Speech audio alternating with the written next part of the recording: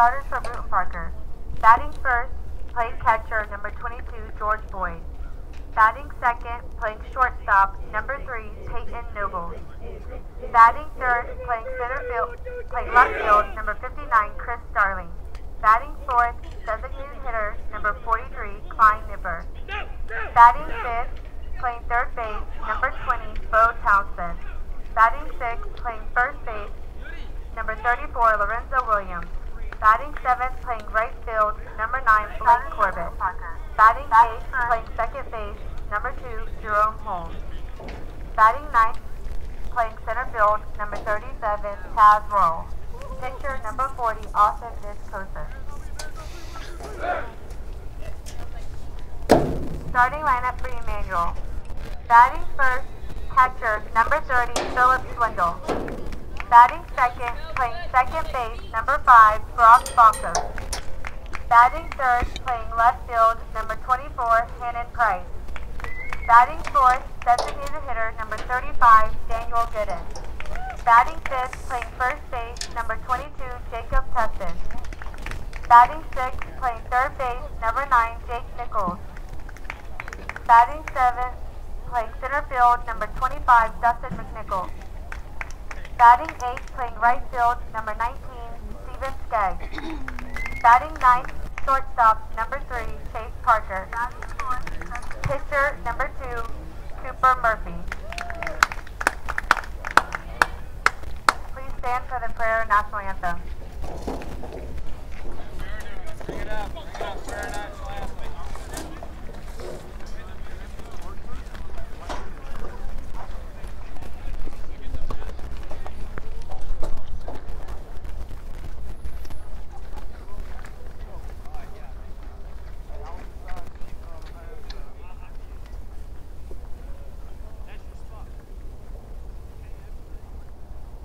Let us bow our heads. Heavenly Father, we thank you for this day. Lord, I ask that you be with both teams today and show great sportsmanship, keep free from any injuries, and to represent you, their schools, families, and most importantly, you. Father, we ask all this in your holy and precious name I pray. Amen.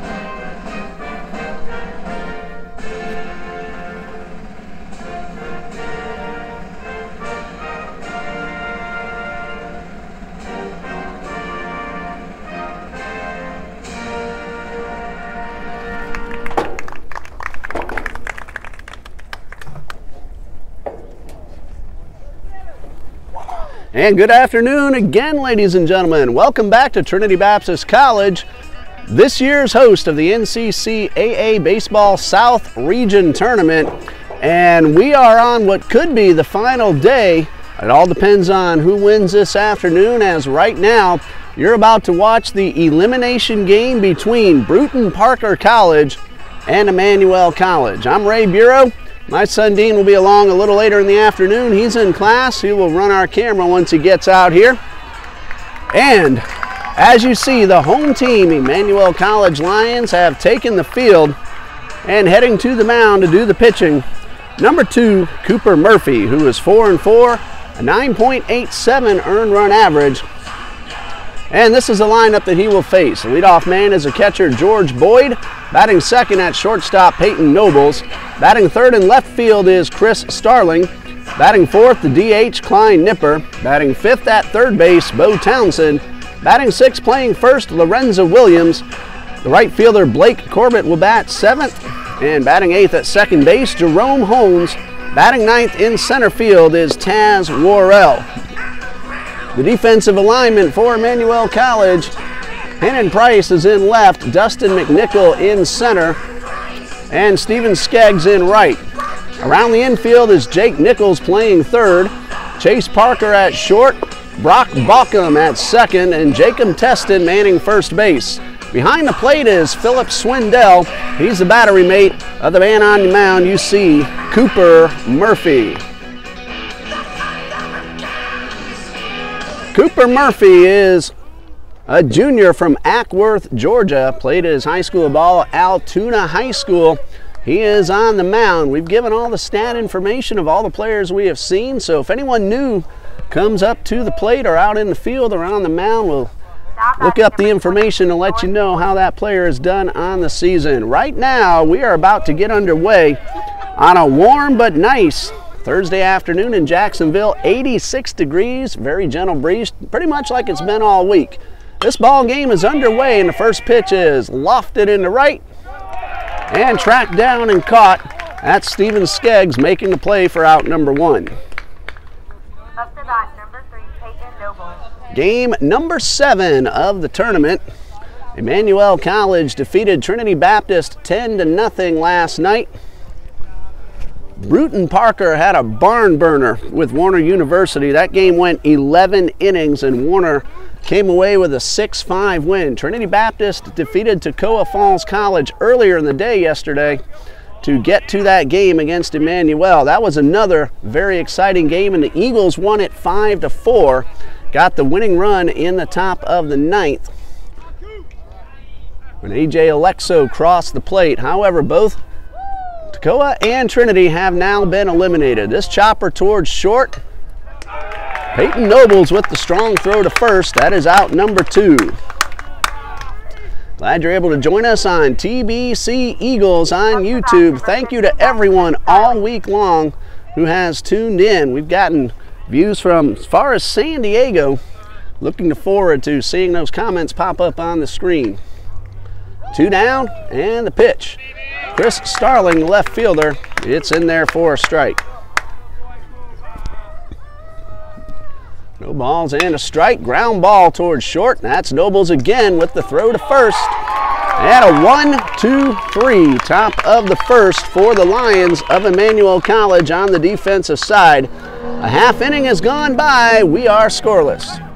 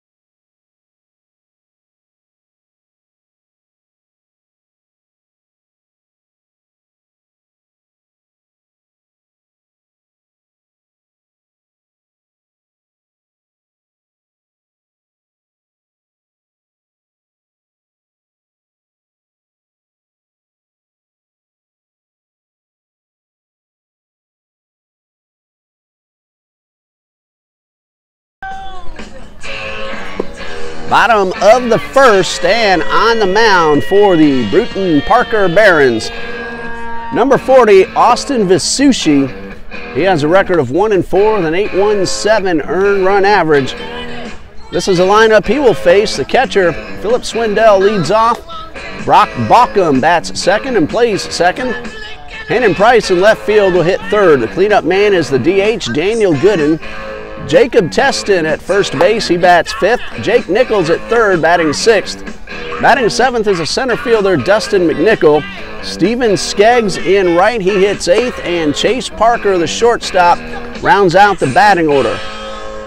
In the outfield for Brewton-Parker, Chris Starling in left, Taz Worrell in center, Blake Corbett in right. In the infield, third to first is Bo Townsend, Peyton Nobles, Jerome Holmes, and Lorenzo Williams. Behind the plate, George Boyd, the battery mate of the man on the mound, Austin Visucci. The winner of this game moves on to play Warner University this afternoon. That ball game start time has been moved to 4 p.m.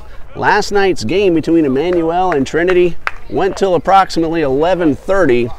So the coaches agreed to move the game times an hour, allow Emmanuel to get a little bit more rest before hitting the field today. It's going to be warm all afternoon. Temperatures in the mid-80s forecast well into the evening. But we have a nice cloud cover, at least for the moment. And we're ready for the first pitch at the bottom of the first, and it's lifted high to the right side. A couple of men giving chase. That's going to be Holmes making the catch. One away.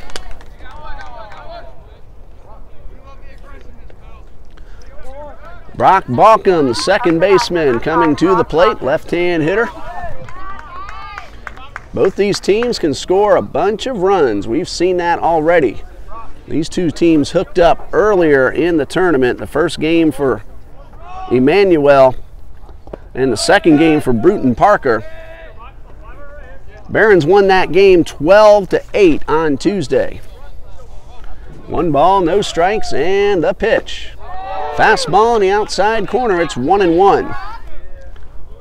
Sorry if my voice isn't quite as strong as it was earlier, but this is now the 7th game in 3 days. That can take its toll. And here's a high pop-up to the left side over near the dugout, giving chase and almost making a spectacular play. Chase Parker living up to his first name there and nearly picked it off for the out.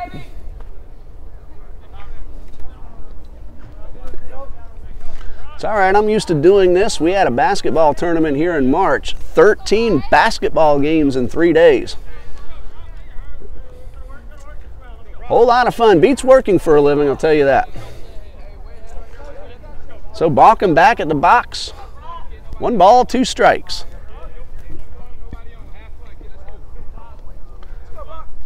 Little housekeeping duty in the left-handed batter's box, and now everybody's ready. Here comes the 1-2 pitch, and it is outside for ball 2.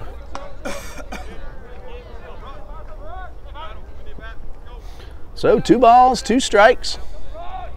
Visucci with the wind and the pitch. Misses outside to fill up the count. 3 balls, 2 strikes. Payoff pitch on the way. Line drive right at the shortstop, Chase Parker. This one much easier play for the shortstop, and that is out number 2. Up to bat, number 24, Hannon Price. Here's Hannon Price, a left fielder.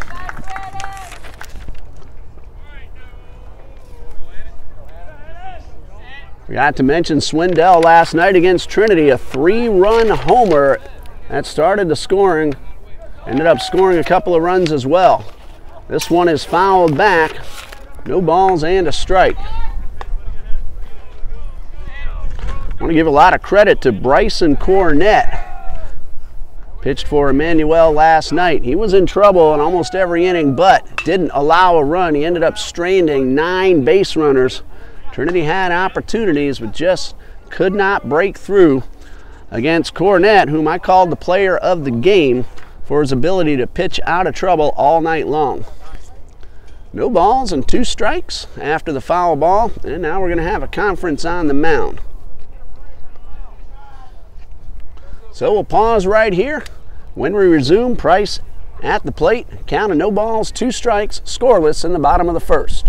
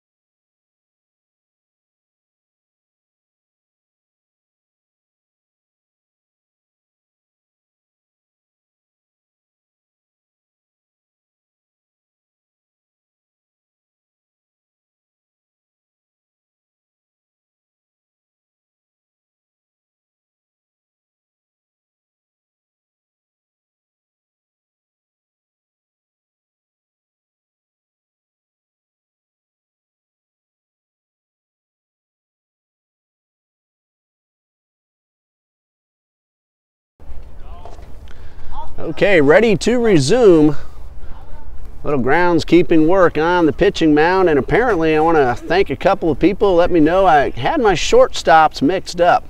What do you know, first inning already doing some things like that. Peyton Noble's a shortstop for Brewton-Parker, Chase Parker for Emmanuel College. Thank you for those. Send in that information, make sure I get everything correct. There's a high fly ball in the center, misjudged at first, and that is going to be a double. Taz Worrell had a little trouble with that sun. It's a very bright, sunny Thursday afternoon in Jacksonville. Can't really fault the fielders. They're looking straight up. The sun is directly overhead, and that made it tough on Worrell. Well, that's a 2-out double, and Price aboard at second base for the DH, Daniel Gooden. Guess maybe I should take my eye doctor's advice and wear my reading glasses a little more often. Oh well, things are going to happen. Appreciate your patience and understanding. Again, this game's starting late because of the late games last night, allowing the players to get a little bit more rest. 2 outs, runner at second. Gooden digs in and takes a strike right at the knees. Very well-placed pitch from Austin Vasucci. So no balls and a strike. And Vasucci delivers, swing and a miss, took something off it and had the hitter well out in front. Vasucci, a freshman. Sorry, I don't have hometown information listed on the roster sheet. So far, he's looking pretty good, being able to change the speeds. The 0-2 and a chopper foul toward the dugout. We want to wish Mrs. Vasucci well. She commented last night she is hospitalized, but glad that she's able to tune in on TBC Eagles on YouTube. Now she gets to see her son on the mound. No balls, 2 strikes, and this one misses just a little bit outside. If I'm remembering correctly, I believe that is Miss Tammy Vasucci. Hopefully I have that right. Wish you well, praying for a speedy recovery. 1 ball, 2 strikes, and the pitch is well outside to even up the count. Hello, Miss Dietert from Peoria, Arizona. Mr. Valk, a few names I've seen before this week. Lee Roller, a brand new name. Just a little groundskeeping on the mound is what you're asking about, and a strike 3 on the swing, retires a side. A double into center, and then a man left, and after 1, we have no score.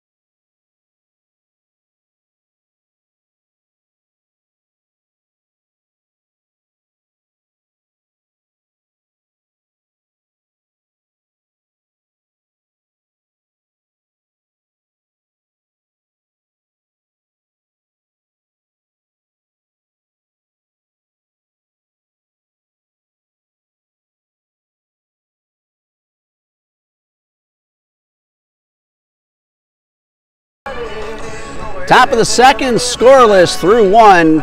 4, 5, and 6 due up for Brewton-Parker. That's Klein Nipper, Bo Townsend, and Lorenzo Williams. Number 43, Klein Nipper.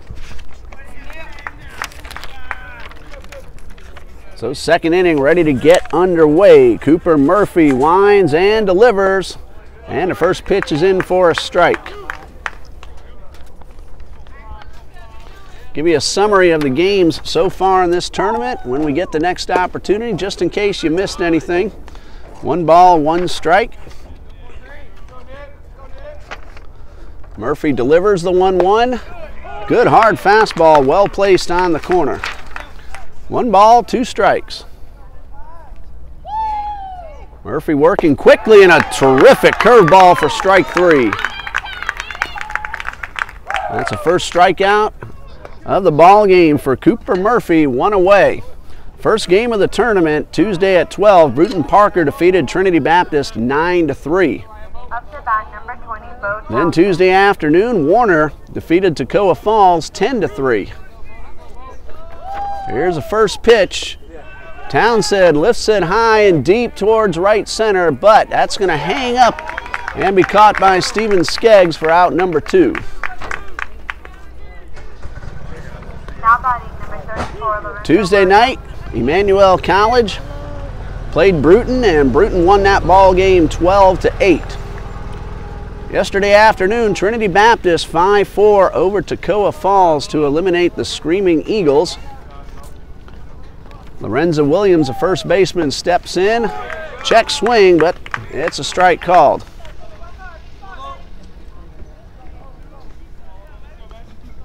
No balls and a strike, and a swing and a miss. Williams chased one outside the zone.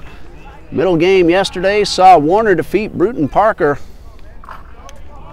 I believe that was the 6-5 11 inning affair.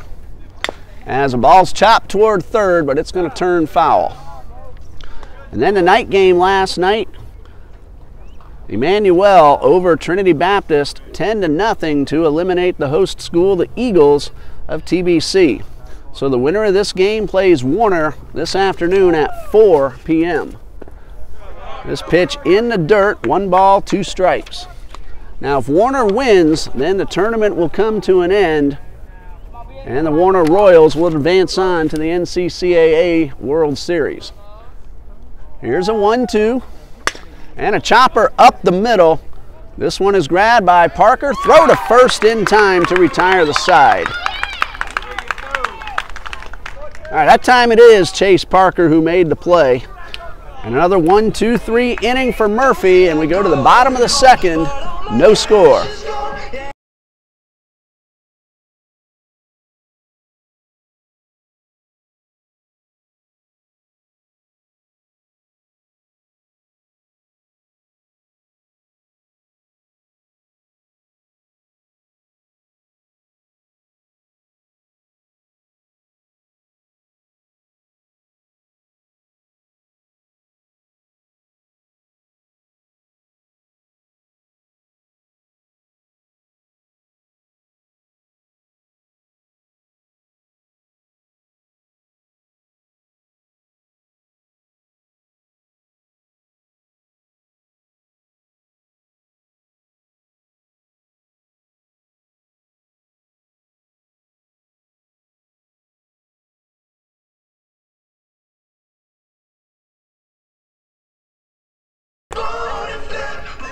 Bottom of the second coming up. We're scoreless. Jacob Teston, Jake Nichols, Dustin McNichol due up 5, 6, and 7 for Emmanuel College.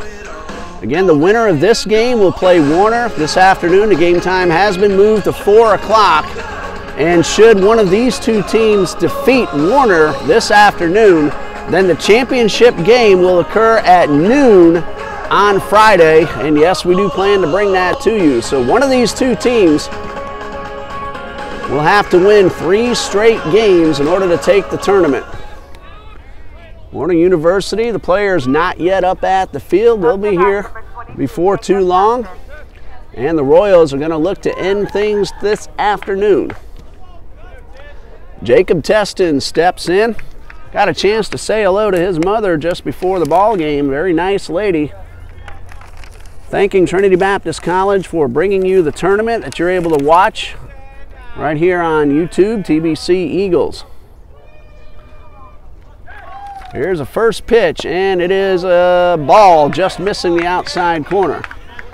Of course, I told Miss Teston I'm still mad at Jacob for the way he hit against Trinity Baptist last night, but no hard feelings.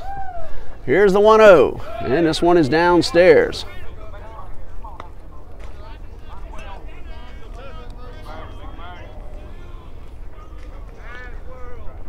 So 2 balls, no strikes. And the pitch hit hard into right field, and that's going to be a base hit. So Teston continues the hitting display that he put on last night.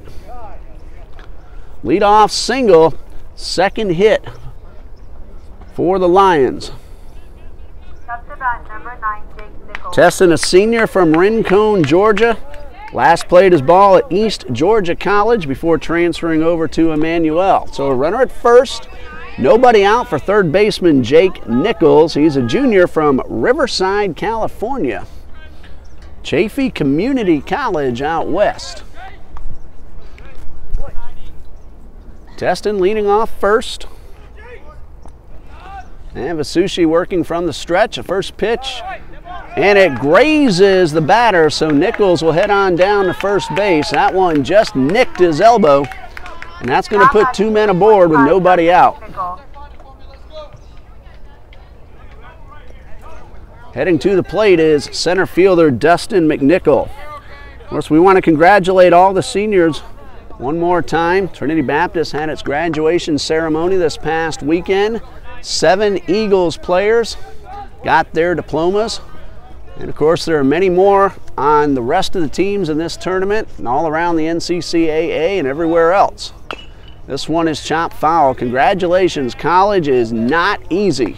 Not everyone graduates in 4 years, if at all. It took me 6. So I give you a lot of congratulations, all those who walked the aisle. No balls and a strike on McNichol. And here is the pitch, this one in the dirt. Also want to wish all you moms out there watching, Mother's Day coming up in a few days. Motherhood, probably the most important job that God has given us. Father's Day next month. I like to rag my wife saying Mother's Day is just the practice day for next month, but she's not having any of that. Here's a chopper in the left field. That's a base hit.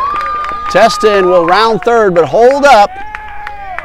And bases loaded now, nobody out for Steven Skeggs.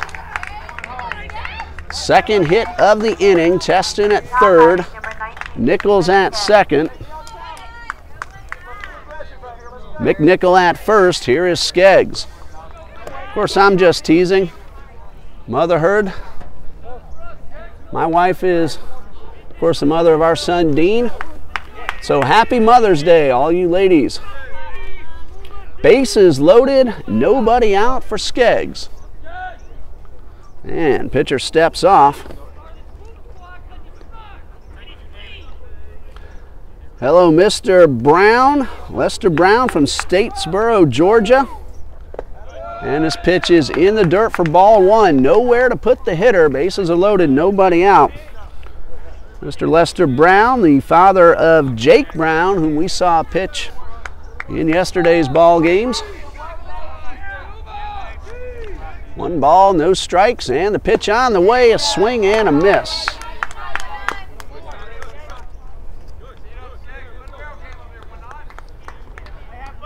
Jake Brown, a reliever for Brewton-Parker. 1 ball, 1 strike, and the pitch, a curveball hit into center field. Could score a run. The catch is made. Here comes Teston to throw to the plate. Off the mark and cut off, and Emmanuel leads it 1-0. Very hard hit line drive. That'll go as a sacrifice fly and an RBI for Skeggs. Teston scores. Other runners hold their spots at first and second. So 1 out for the shortstop, Chase Parker. 1-0 Emmanuel.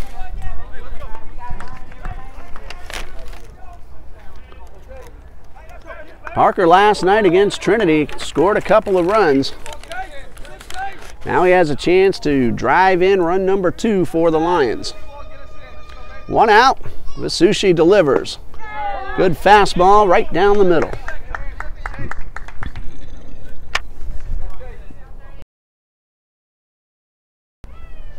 No balls and a strike. Teston led off with a base hit. He has come around to score. There's a chopper knocked down by the pitcher, but he won't have a play. So that'll be a base hit for Chase Parker, loading up the bases. Nichols to third, McNichol to second. 1 run is already in, and the top of the order, Philip Swindell at the plate. He has hit 11 home runs this season, including last night's 3-run blast, a no-doubter in that ball game against TBC. Chance to do some damage, bases loaded, 1 out. And the pitch is change-up that misses outside.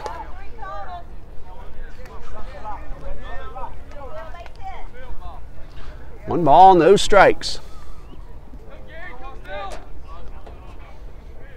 High drive into center, again should score a run. The catch is made. Worrell gets the ball back to the infield, but Nichols crosses the plate and it's 2-0. 2 sac flies to center field and 2 runs have scored. So 2 outs. Runners at the corners as Dustin McNichol tags and takes third base. Parker remains at first. Here's the second baseman, Brock Bauckham. Hit a hard line drive to the shortstop his first time up.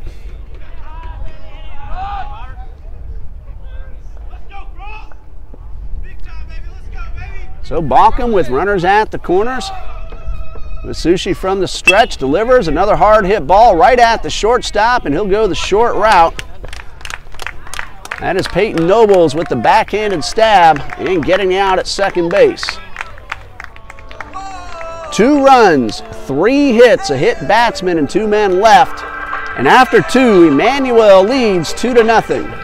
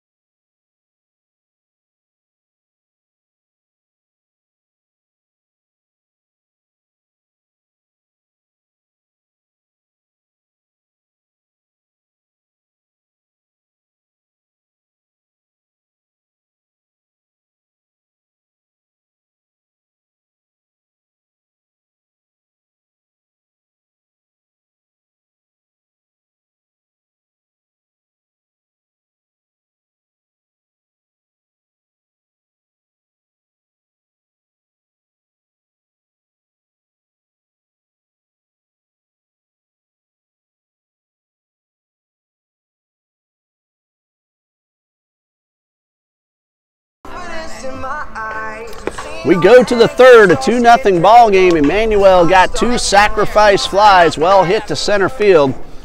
Jacob Teston and Jake Nichols scored the runs. Steven Skeggs and Philip Swindell drove them in. Number 9, Blake Corbett. 7, 8, 9 due up for Brewton-Parker, Corbett, Holmes, and Worrell. Hello, Miss Kobe Cordova from Oklahoma City checking in. We got to see Noah pitch yesterday. Did a really nice job. Here's a line drive base hit into left for Corbett. He'll stop at first. 1 pitch and a runner on base. Now batting number That's the first base runner for the Barons. So 1 out, or no outs, 1 man on. Second baseman Jerome Holmes at the plate. He's had a really good tournament. Got 6 hits in the 2 games that the Barons played on Monday. Made some good contact yesterday. Now he's up there with a chance to at least advance the runner, and he's back in time on the throw to first. Holmes, a switch hitter. We've seen him bat from both sides of the plate. Big lead off first by Corbett. Murphy from the stretch for the first time, and this one is outside for ball 1.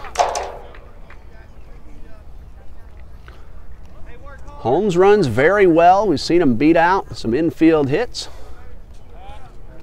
And a very good base runner as well. And the throw to first is close, but the runner's back. Takes more than speed to be a good base runner. Have to know where the defense is, have to know when to make your move to the next base. And Holmes has done a terrific job. So a count of 1 ball, no strikes. Taz Worrell, the number 9 man on deck, then the top of the order.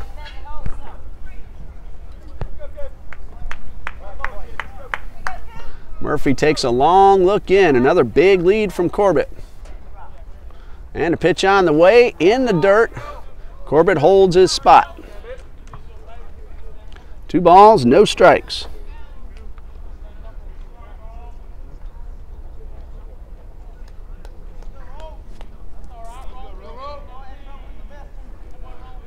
Murphy again takes a long look in, making sure of the signals. And the 2-0 is on the way. Strike called. Good pitch right on the corner. Not much that Jerome Holmes could have done with that. Wise decision to take it and get another one. That was an excellent pitch.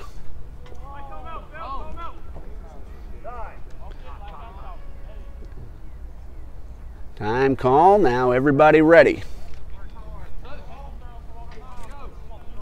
2-1 on the way. Runner's going. The ball's in the dirt. And Corbett is in second without a throw. That will be a stolen base as he was off on the pitch. So 3 balls, 1 strike. Now Holmes with an RBI opportunity. Count is in his favor. Center fielder McNichol shading Holmes to pull. There's a big gap in left center. Here comes the 3-1. Line drive right down the line, a fair ball. Corbett is going to round third. He will score. Holmes on his way to second with a double. RBI double for Jerome Holmes right down the line. Brings home Blake Corbett, and it's a 2-1 game. Up to bat, number 37, Taz Worrell. 2 consecutive hits to open the inning brings up the center fielder Taz Worrell.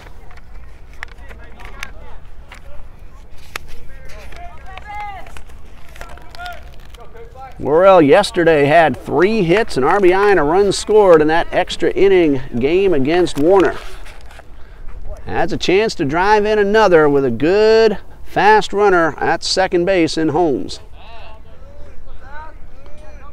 And the pitch is in there for a strike. I thought Holmes might try to take third and get himself a triple, but you got to give credit to Skeggs out and right for getting onto the ball quickly and getting it back in. Here's the 0-1. Holmes bluffed, put on the brakes, and this one's fouled off. If I remember correctly, I believe Holmes had a triple against Trinity Baptist earlier in the tournament.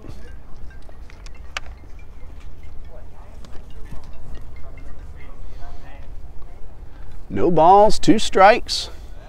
Holmes got a good lead to throw to second. It was to the wrong side of the bag, or it might have had the runner. Holmes caught a break as that throw and off the bag, but time had been called. So let's see if Holmes is all right. Walking slowly out towards center field. He's going to be fine, but the coach is going to make sure. Head on out. The throw had the runner beat, but it was to the wrong side of the base. Now we'll pause here. When we resume, Worrell will be at the plate with an 0-2 count.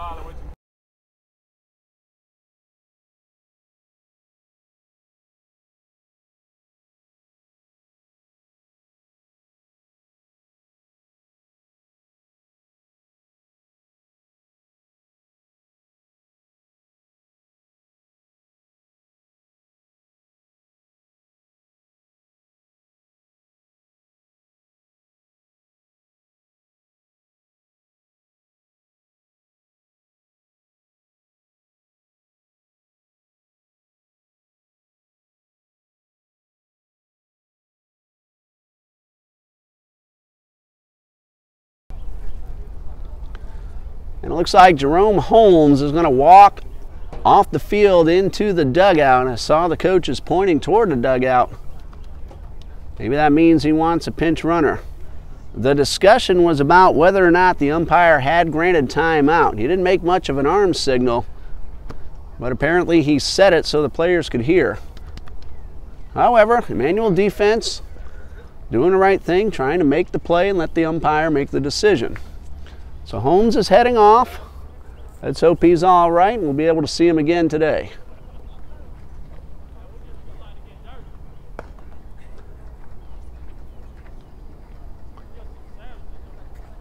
Brewton-Parker coach still out near the middle of the diamond.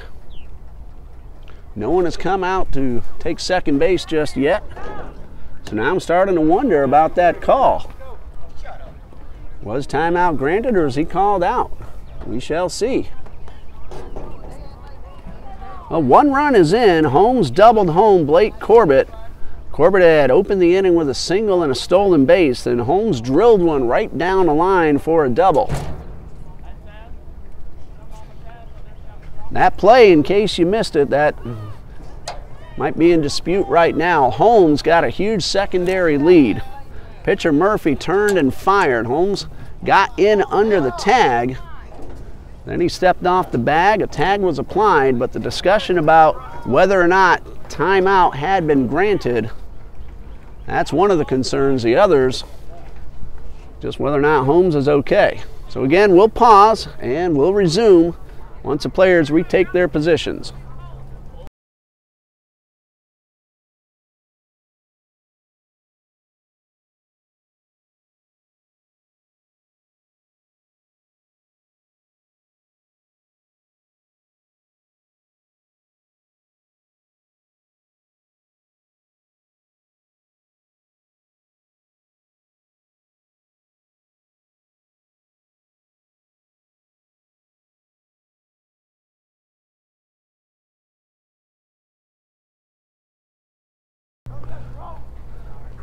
Well, there you just saw Jerome Holmes sprinting back out to the bag, so good to see that he's all right. Timeout was granted, so it is Holmes still at second base and a count of no balls and 2 strikes on Taz Worrell.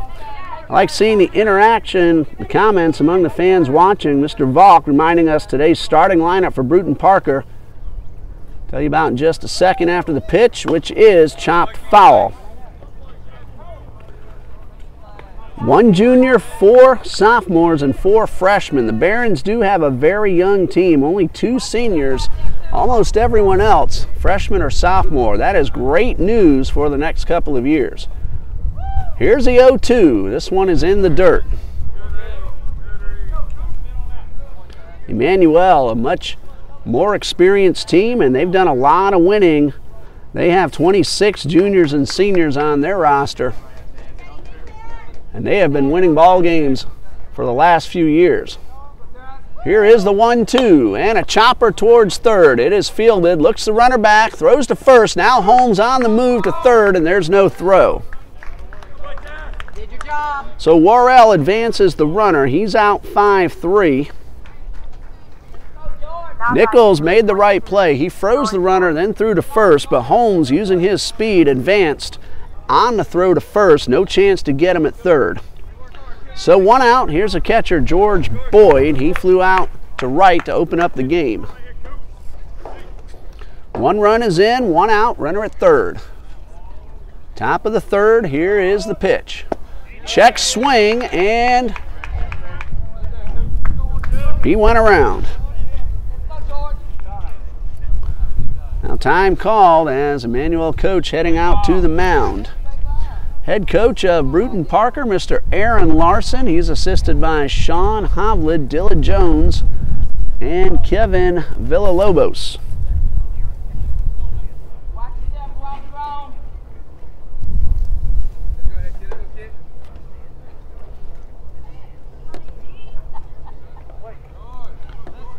Here is the 0-1.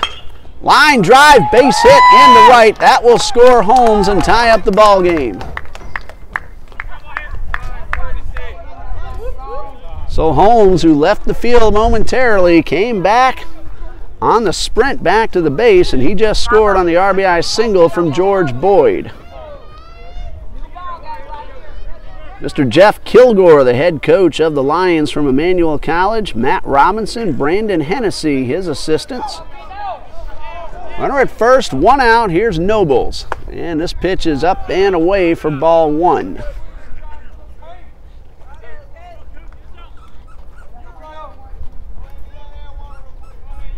One ball, no strikes. And the pitch is chopped foul. Count even now, 1-1.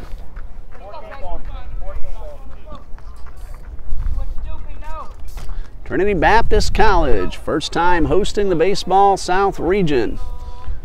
Major league size field, throw to first, and this one is back.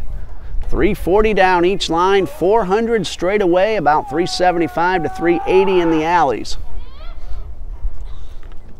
Here is the 1-1. High pop fly, and that's going to reach the bleachers. So 1 ball, 2 strikes. Shortstop Peyton Nobles at the plate. Holmes drove in a run and then scored on the base hit from Boyd. There's a courtesy runner at first base running for the catcher, Boyd. I believe that is Alfred Brown. We've seen him courtesy run a lot throughout this tournament. Line drive into right. That is going to be caught. Throw will not be made to first as Brown is back in time. Very well hit, but a line drive right at Skeggs, who didn't have to move very much to make the play. Left fielder Chris Starling at the plate.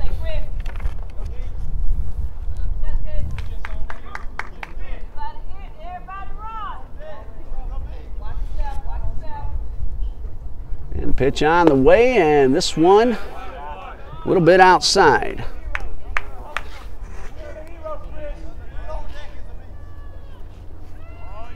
Throw to first, and the runner's back. Brandon Ector is the runner at first. There I go, mixing up my players again. Here's the 1-0, and a high drive, well hit toward the gap. However, that's going to be tracked down by the left fielder, Hannon Price, and that is out number 3. A couple of well-hit balls caught in the last 2 at-bats. 2 runs in. Brewton-Parker responds to the 2 that Emmanuel put up. And we go to the bottom of the 3rd, all tied at 2.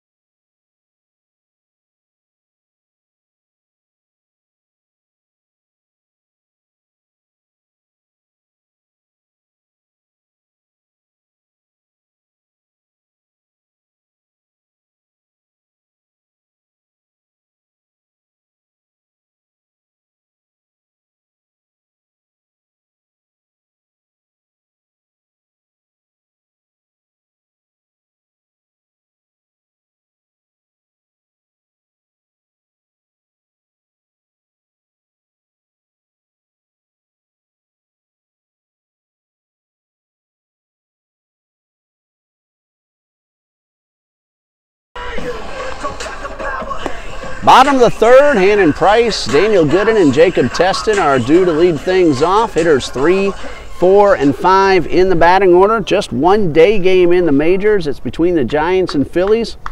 Giants are batting in the top of the 3rd, leading 3-0. Number 24, Hannon Price. 10 games on the schedule. All the rest are under the lights. Here's Hannon Price. He doubled the center his first time up. Again, the sun still almost directly overhead, and without many clouds in the sky, it's tough when the ball gets up in the air.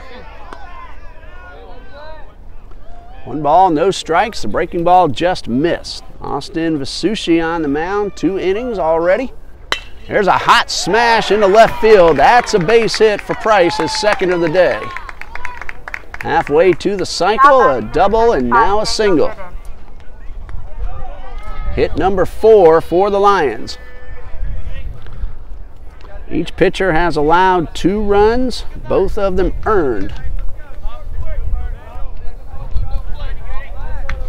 Daniel Gooden at the plate. He's a big, powerful man. 10 home runs coming into the tournament.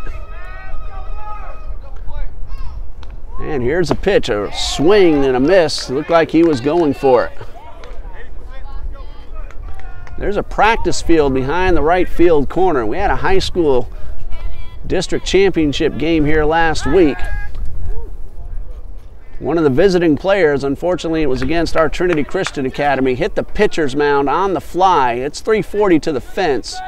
You can imagine the distance added on to that mound. There's a hard line drive and a base hit into center field. Daniel Gooden aboard with his first hit of the game.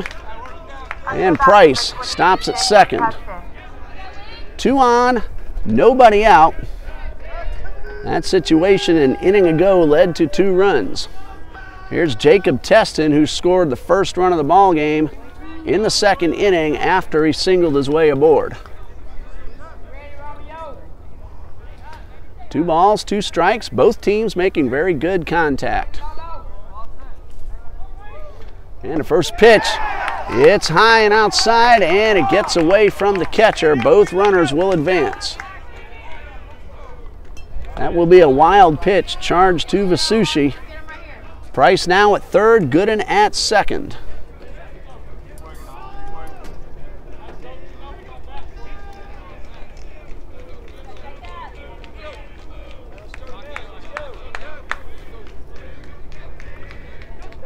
So 1 ball, no strikes. Vasucci steps off.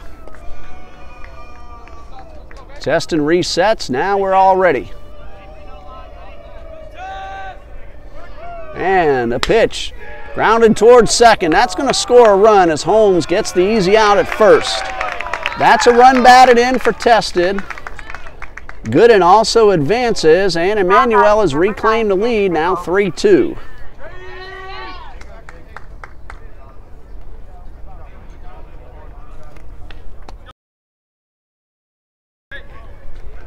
Jake Nichols at the plate. He was hit by a pitch and came around to score last inning.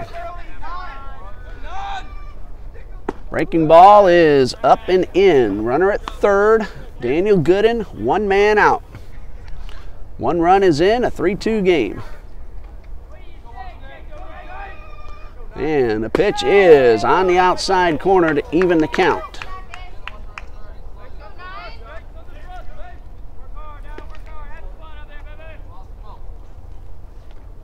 Here's the 1-1. High fly ball should score the run. Corbett comes over. Long throw to the plate, off the mark, and another run is in.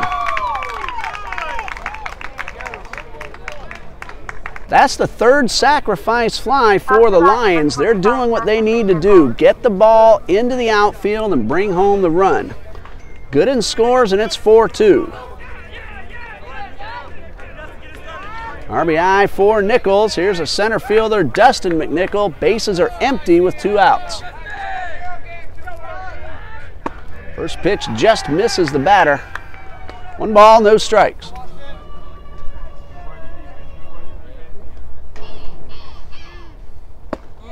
Good hard fastball, evens up the count.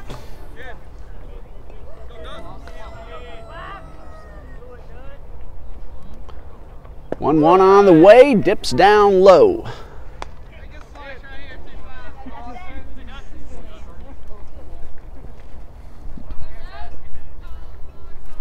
Two balls and a strike, and a pitch on the way, misses inside.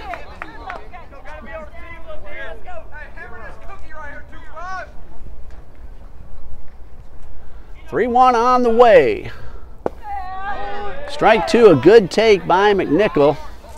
It's a strike. Very well located, McNichol. Another opportunity. 2 outs, here's the payoff pitch. Ball 4 puts a runner aboard. First walk issued by Vasucci. 2 outs for the right fielder, Steven Skeggs, who had one of those 3 sacrifice flies. In fact, he had the first one with a good hit line drive right toward Worrell in center.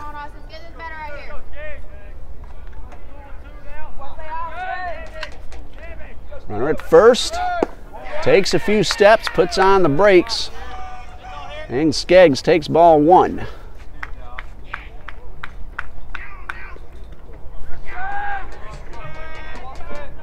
Vasucci delivers, and it's low, ball 2. McNichol's taking a good lead and getting a very good secondary also.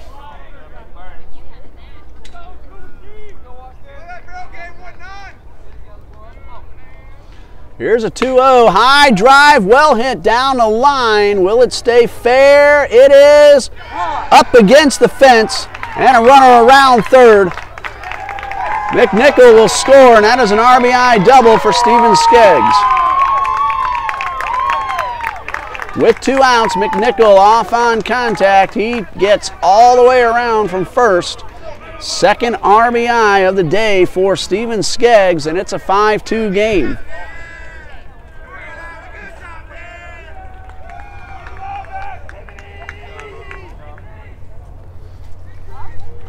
And that's going to be all for Austin Vasucci, a new man coming to the mound. We'll tell you about him when we resume, and Stephen Skeggs on second base with 2 outs.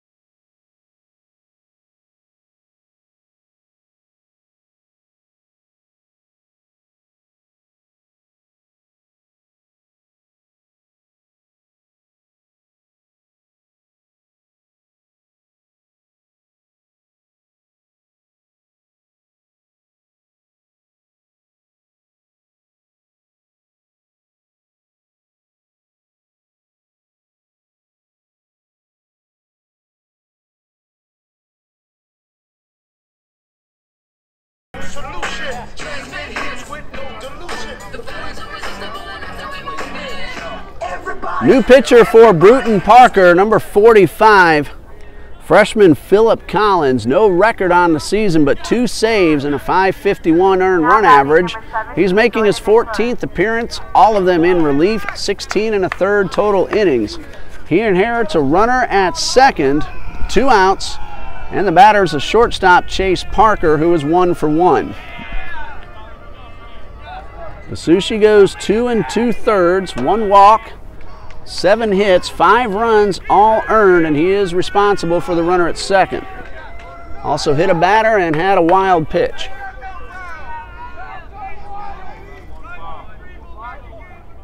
So the first pitch coming now from Collins. It is strike 1.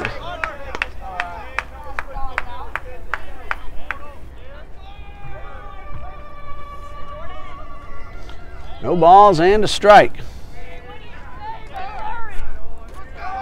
Collins takes a long look back, and he'll step off and look the runner back to second. That's Stephen Skeggs out there at second. He just drove in a run with a double that came pretty close to getting out. It short hopped the 340 mark right down the left field line.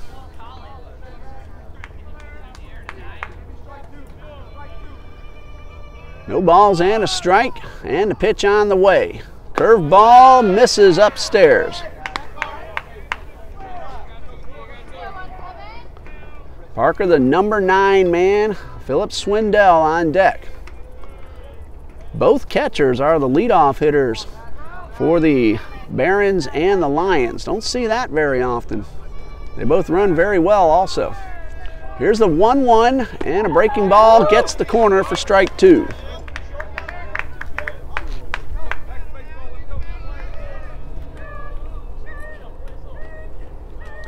Collins, a freshman, also plays middle infield positions, shortstop and second base. No hometown listed on GoBaronsGo.com. Enjoying his first season of college baseball. And he's trying to get out of this inning without further runs. And the pitch is on the way and slapped foul into the bullpen. So 1-2. 2 outs, runner at second.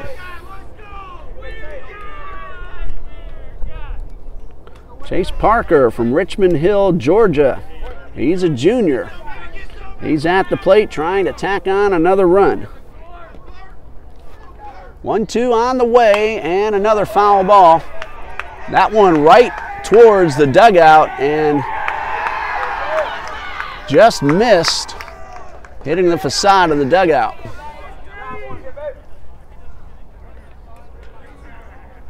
Here comes another 1-2 pitch.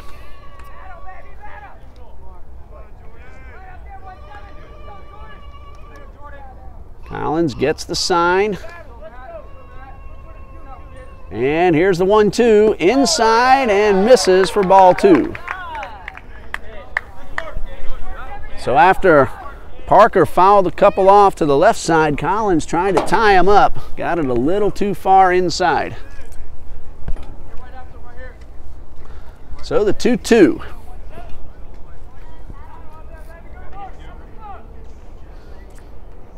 Pitch on the way, and it hits the batter. Hit right off his thigh, and Parker is aboard. Now batting number 30, Philip Swindle. So a hit batsman puts Parker aboard.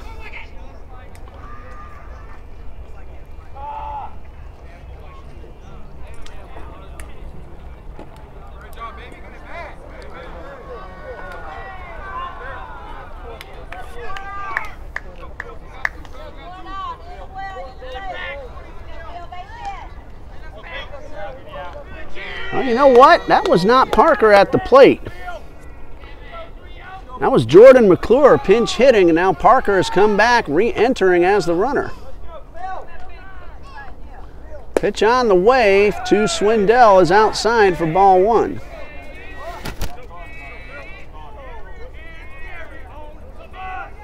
So that's McClure who was hit by the pitch. Parker back at first, and the 1-0. Misses downstairs. Well, no one signaled any pinch hitter, at least not my way.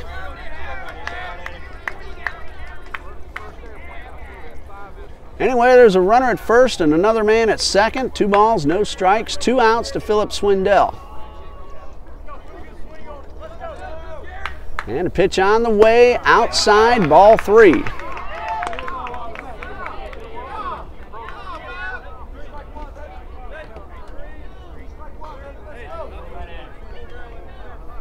Mr. Vaughn watching says, Coach Larson, drafted by the A's, played in the minors, so good experience out there in the dugout. 3 balls, no strikes, high pop fly over near the dugout.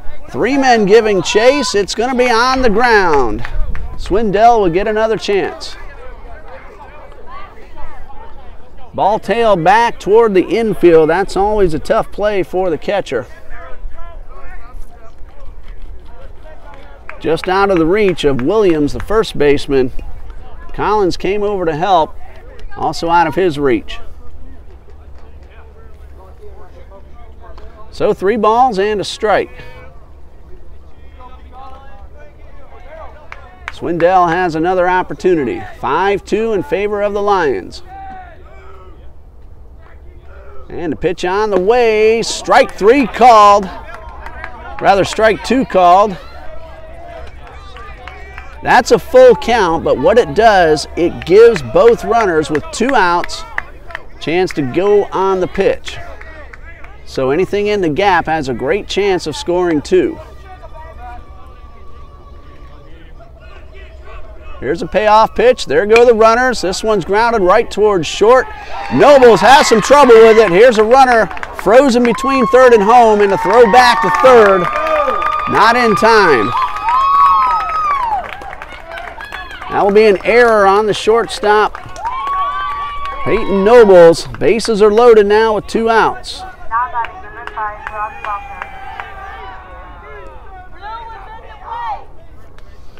Umpire was standing in front of the ball. He had to jump out of the way. Might have made it a little tougher on Nobles.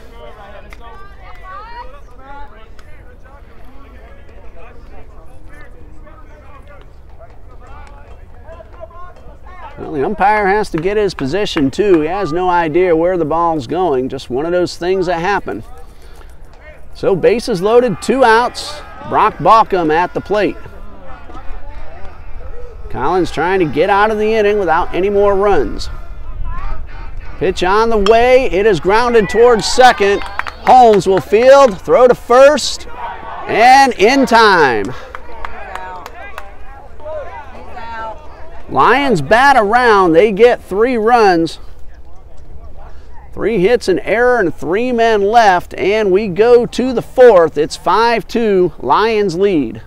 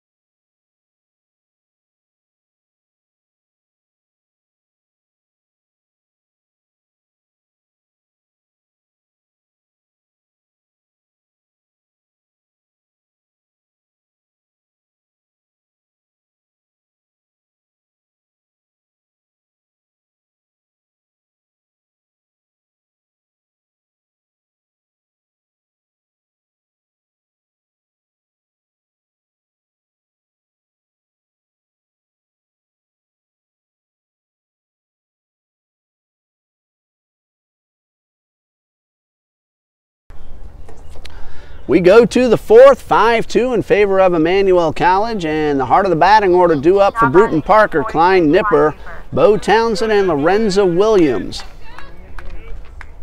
Well, the Barons came back to tie it after Emmanuel took a 2-0 lead. Let's see. They're able to respond after the 3-run bottom of the 3rd for the Lions. No balls and a strike, and a high pop-up right behind the infield. Parker will put it away for out number 1. 1 out, base is empty for 3rd baseman Bo Townsend. Now batting number 20, Bo Townsend. Remember, the winner has to do it again right away. Scheduled 4 p.m. start time. Warner University looking to close out the tournament this afternoon. 1 ball, no strikes. Here's a 1-0 and chopped foul toward the dugout. Good-natured ribbing on a play not made by those in the dugout. And here's the 1-1.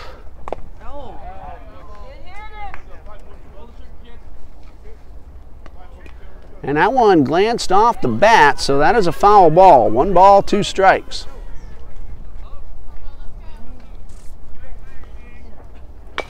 And this one chopped foul. Another chance for the players at the dugout, and this time the catch is made.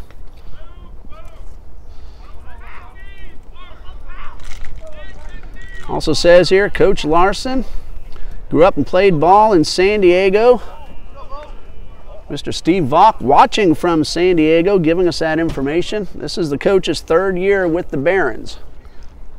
Here's the 1-2 and a ground ball towards 3rd, fielded nicely by Nichols, and a strong throw to 1st to get him. First 2 men out in the top of the 4th, and it's first baseman Lorenzo Williams heading to the plate. He's 0 for 1. He grounded to the shortstop. That ended the 2nd inning.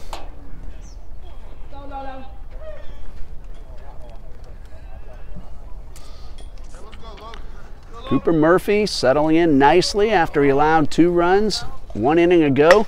Here's another ground ball to 3rd, and again Nichols with the scoop and a throw across, and that retires the side. 7 pitches needed by Cooper Murphy to get through the 4th. We go to the bottom half. Emmanuel leads 5-2.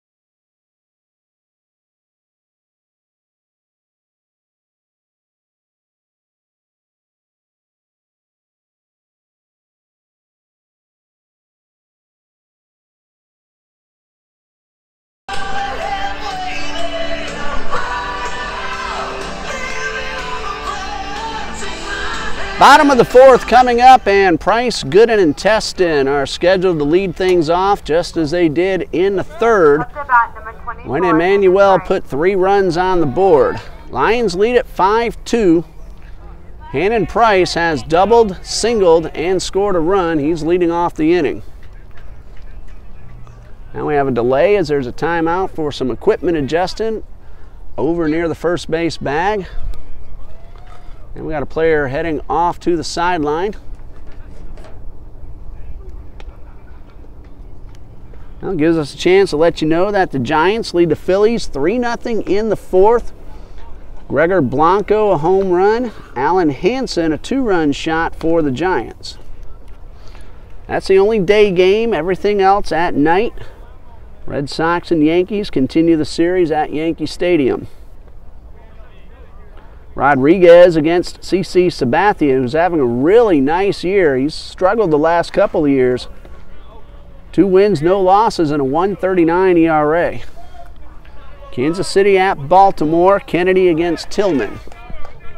More ball games I'll tell you about as opportunities come available. First pitch now from Collins to Price, and it's upstairs for ball 1.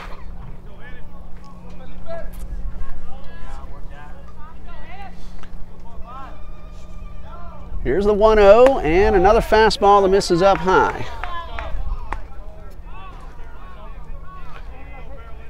Price 2 out of 2. Scored a run in the last inning, and a pitch swung on and missed. That was a nice change of pace by Collins.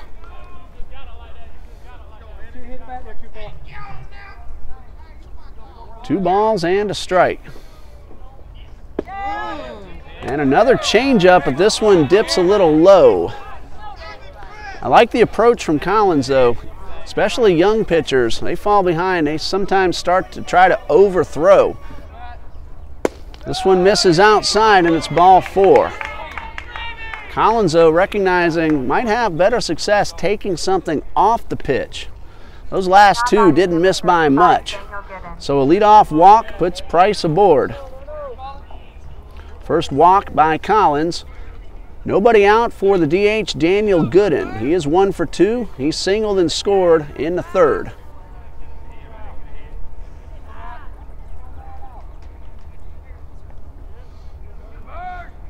And the pitch, swing and a vicious rip, trying to go downtown.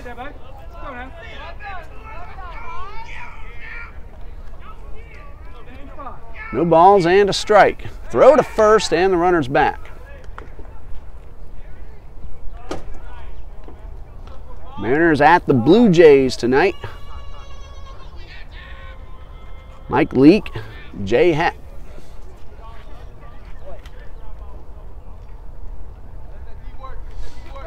Here's the 0-1 on the way, and it misses outside.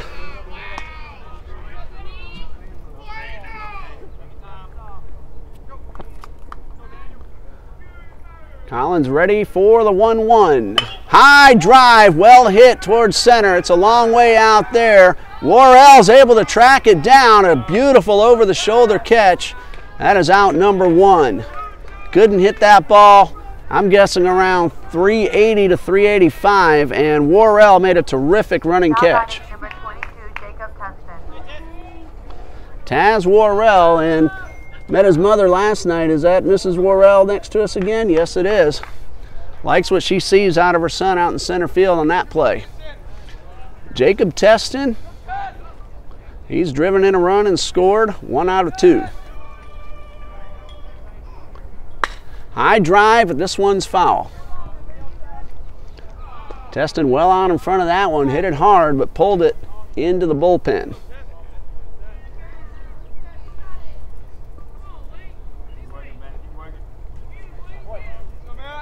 No balls and a strike. This one gets away from the catcher, and Price will head into scoring position. Pass ball charged to Boyd.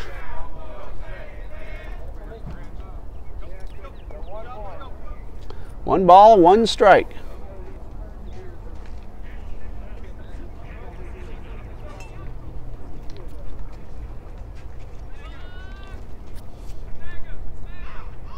And a pitch on the way, and this one down low. It's been great to meet friends and family of the players. I actually got to meet some of the players as well. They grabbed the extra microphone, talked about their teams throughout the tournament. There's a shot towards the bullpen again, and a great catch by the reliever from Brewton-Parker out there. Unfortunately, that doesn't count, but that was a terrific catch. Might have been off your screen, hit so hard, didn't have a chance to move the camera. So 2 balls, 2 strikes. And time called as Collins having a little trouble on the mound. Let's hope he's all right. Time called as the coaches are going to head out, make sure he's okay. Trinity Baptist College men's soccer coach and athletic trainer Ellie Jean has been here all week long. He'll come out if necessary. First, Coach Larson's going to make sure his pitcher's all right.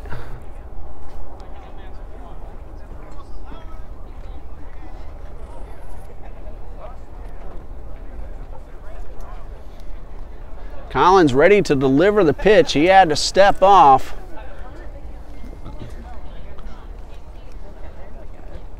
It is warm out here. The temperature's in the 80s. Not a whole lot of wind to help us out. The cloud cover has gone away, at least for the time being. The good news is there's no humidity, so that helps it feel a little bit nicer. We're going to pause here. Collins going to get hydrated. He's heading off to the dugout. Most likely have a new pitcher. We'll resume when everybody's back into position here on TBC Eagles on YouTube.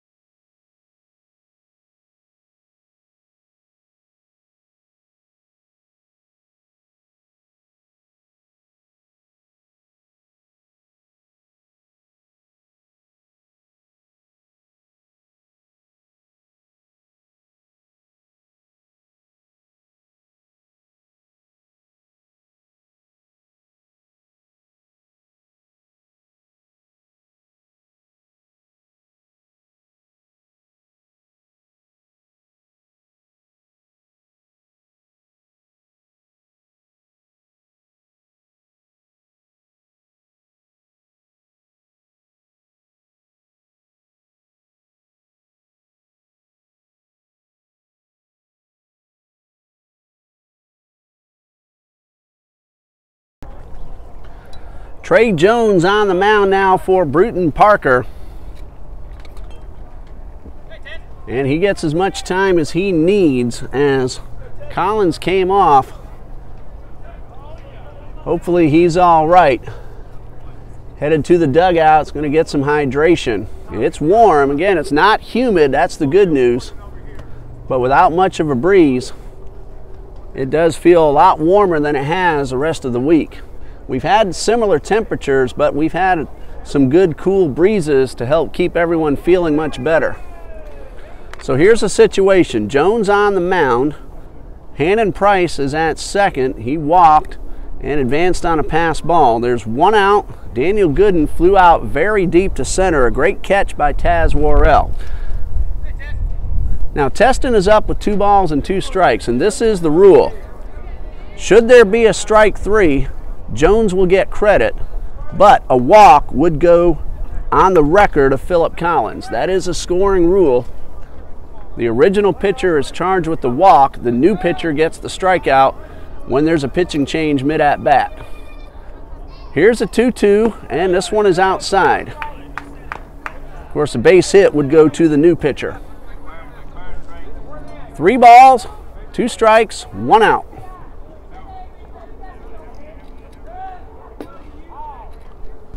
Jones from the stretch, and the pitch is fouled off.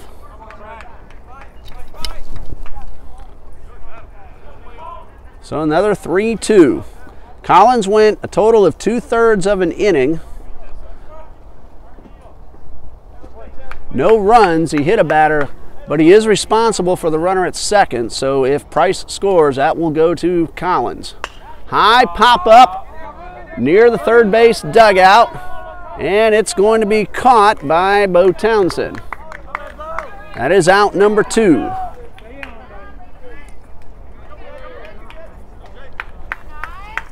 Up to bat number 9, Jake Nichols. Jake Nichols at the plate. Runner at second, 2-man out. So Price will be off on contact.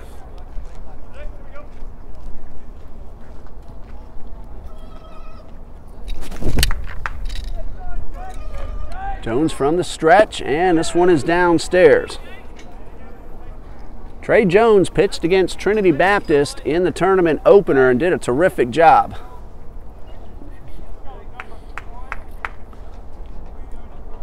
Here is the 1-0. Swing and a miss.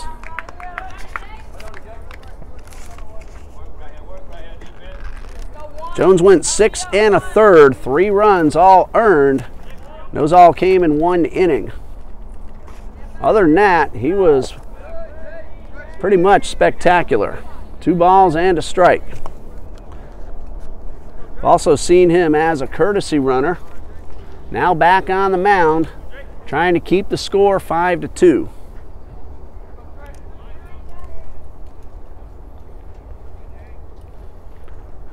The 2-1 on the way, and a hot drive foul off the fence right down the line.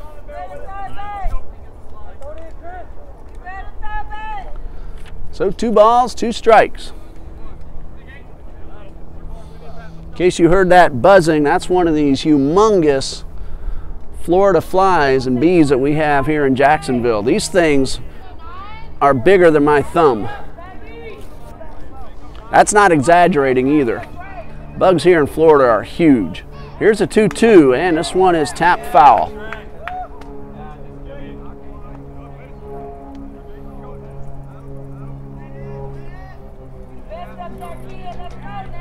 Two balls, 2 strikes, 2 outs, runner at second.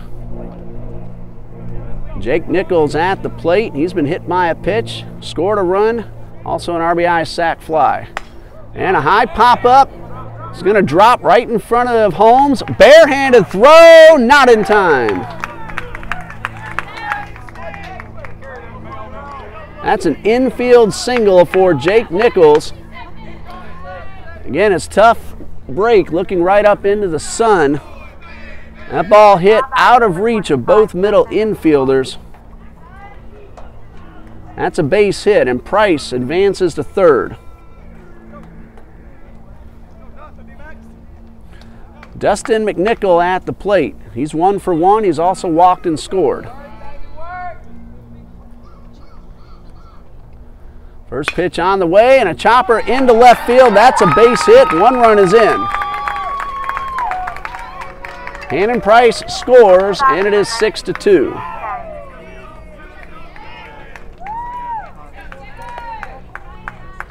So that run is charged to Philip Collins. Close the book on him. 2/3 of an inning, 1 earned run.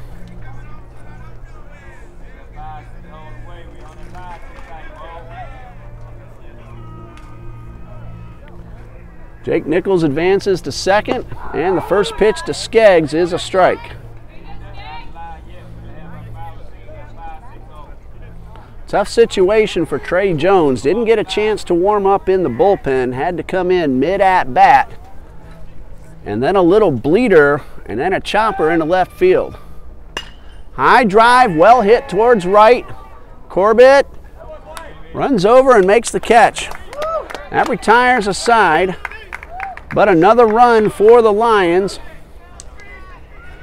2 hits and a walk. 2 men left, and we go to the bottom of the 4th, or actual top of the 5th, and it's 6-2, Emmanuel leading.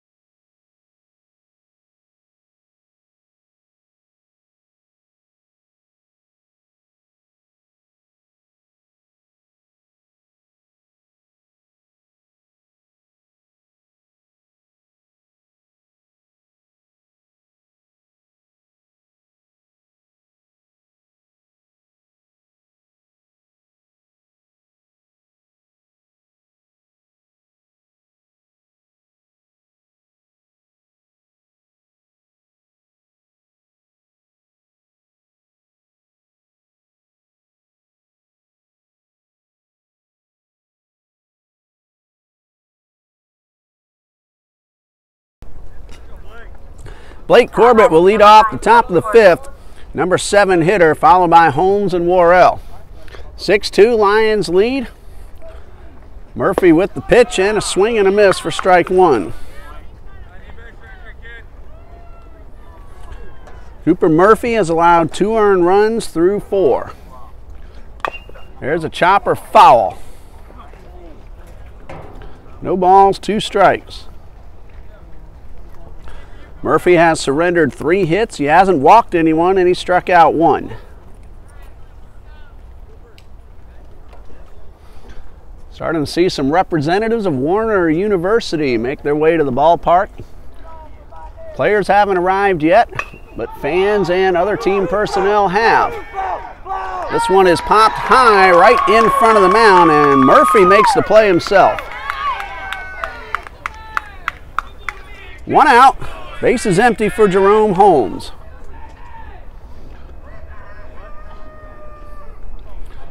Now, Holmes is a scheduled hitter, but it looks like a new man is heading to the plate. Now batting number 2, Jerome Holmes. Nope, that's just someone grabbing the bat. Now Holmes has come out of the dugout.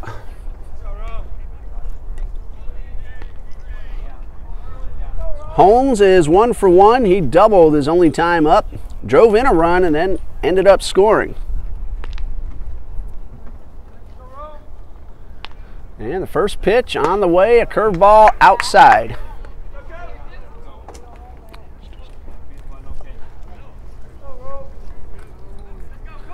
Here's a 1-0, fastball misses up and away.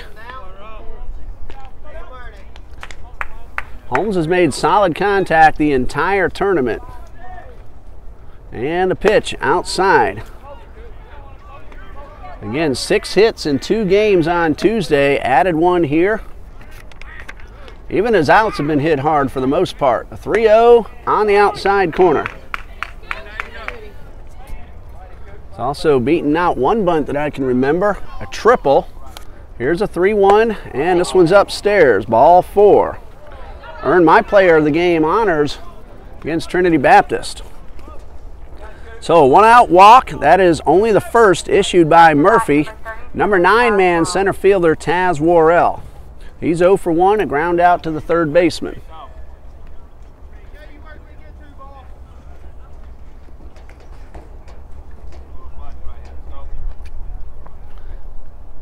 Good speed at first in Jerome Holmes. Pitch is upstairs for ball 1.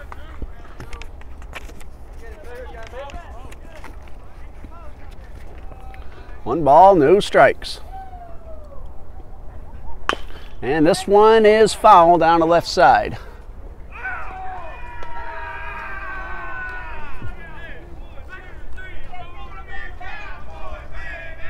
Those are the Lions relievers down in the bullpen, having a little fun anytime a ball comes their way. Big lead off first by Holmes. The 1-1 on the way. A high fly ball, well hit towards left field. Heading back, got a chance, and gone! That one just seemed to carry, and Worrell has himself a 2-run homer, and it's now a 6-4 ball game. Well, Ms. Worrell, glad you're able to see that right from the bleachers. Wasn't really sure about it when it left the bat, but it continued to carry. He hit it well enough. That's a 2-run homer, and it's now 6-4.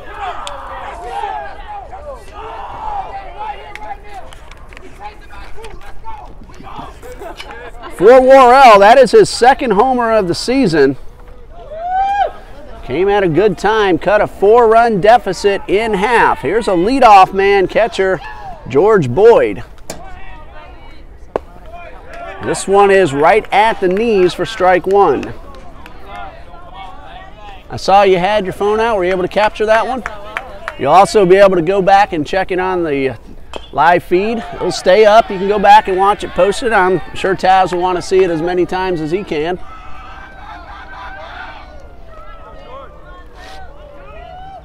Especially when our high school players hit it. They're always going back to watch. Here's the 0-2, and this one's tapped foul. We stream our high school games, Trinity Christian Academy, on Facebook, TCA Conquers Athletics. They won their regional semifinal last night, 11-1, and there's a swing, ball in the dirt, and they're going to check to make sure he didn't go around. No, he held up in time. Swindell applied the tag, and that's the right thing to do. I keep saying this, make the play, then let the umpires make the call. 1 ball, 2 strikes. Here's Murphy, quick pitch, and a fastball upstairs. Of course, the TCA Conquerors had to drive from Jacksonville to Pensacola. That's a lonely drive down I-10. Ball 4, no, ball 3. Okay. Boyd fooled me. Full count. Well, that 11-1 win made the long drive home, which they're doing right now. It's going to make it a lot easier. They stayed overnight. Here's a 3-2, and this one is inside for ball 4. So a walk, a 2-run homer, and another walk. Nobody out, 2 runs in, runner at first. Shortstop Peyton Nobles will be up next, but we're going to have a timeout. Coach Kilgore heading out to the mound to talk things over with Cooper Murphy. You know, I'm bragging on my TCA Conquerors. The softball team is on its way to the state Final Four. They got a perfect game from their pitcher Bailey Cooley a few nights ago in the regional final. Perfect game, and the Conquerors won 14-0. So they're looking for their first game ever in the state championship. They made the semifinals each of the last 2 seasons. So go Conquerors, both baseball and softball.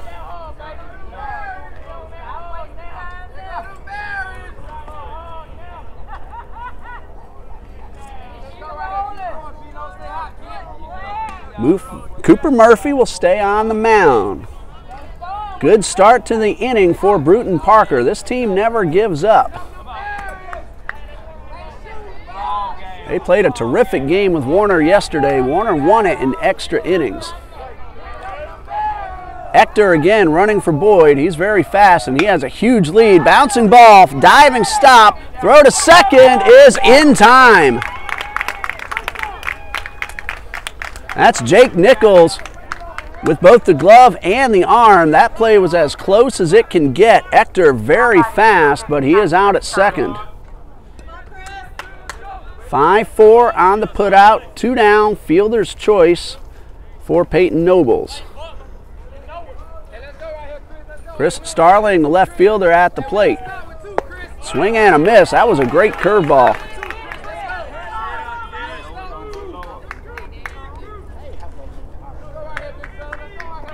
Throw to first. They got him. No.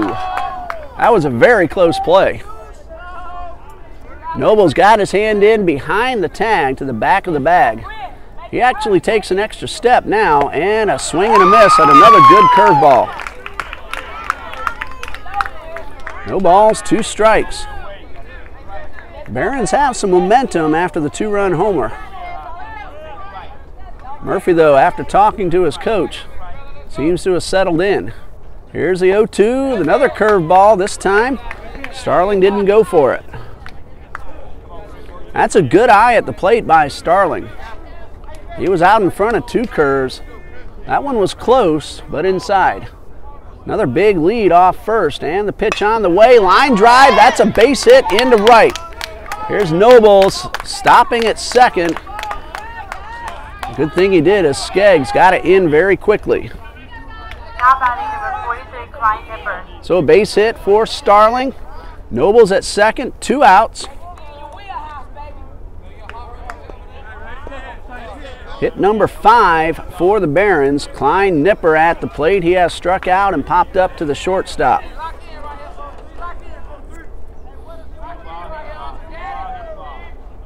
This one's in the dirt and blocked by Swindell.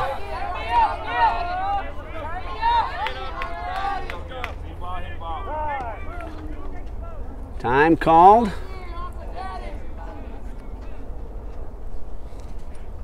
And a little more grooming on the field. That's the 3rd time so far today we've seen the players and the umpires have to do some housekeeping duties.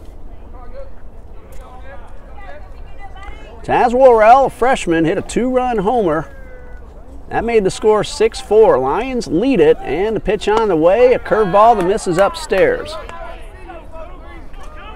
After 1 out, Holmes walked. Worrell went deep. Boyd walked. His courtesy runner erased on a fielder's choice. This one misses outside. 3 balls, no strikes. Starling then lined one into right for a base hit, and that's where we stand with 2 outs and runners at first and second. Murphy's pitch down low. That is ball 4, and that loads up the bases. That's the 3rd walk of the inning. Now batting number 20, Bo And it brings up Bo Townsend, who's 0 for 2.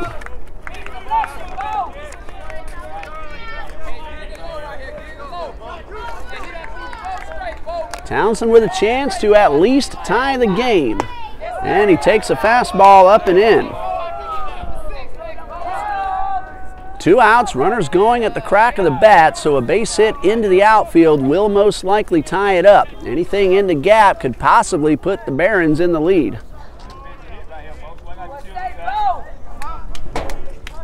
1 ball, no strikes. Clutch situation for Townsend, and the pitch. Strike called, a hard fastball, probably the fastest pitch thrown by Murphy today. Here is the 1-1. Inside, ball 2, nowhere to put him. Lorenzo Williams on deck if he comes up, and that means the Barons would have batted around. This one misses high, it's 3-1. Townsend, the 8th hitter of the inning. 3-1 on the way, ball 4 will bring home a run.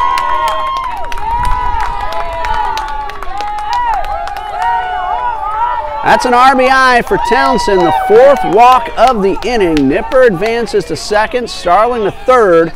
Peyton Nobles scores the run. It's now 6-5. And that looks like that's going to be it for Murphy. He is heading off. We'll tell you about the new pitcher when we resume. Bases loaded, 2 outs in a 6-5 ball game with Emmanuel still ahead.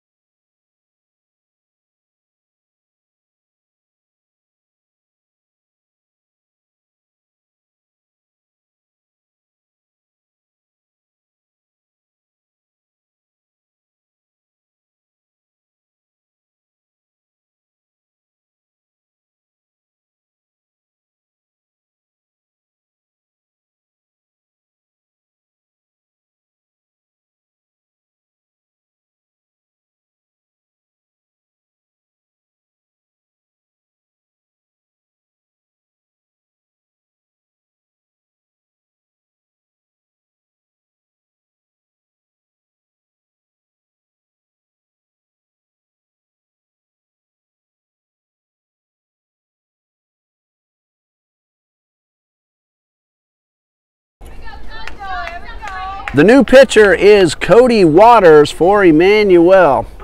He is a junior. He has pitched 31 1/3 innings, a 4.31 ERA, 2 wins and 3 losses on the season. He is from Dahlonega, Georgia, Lumpkin County High School.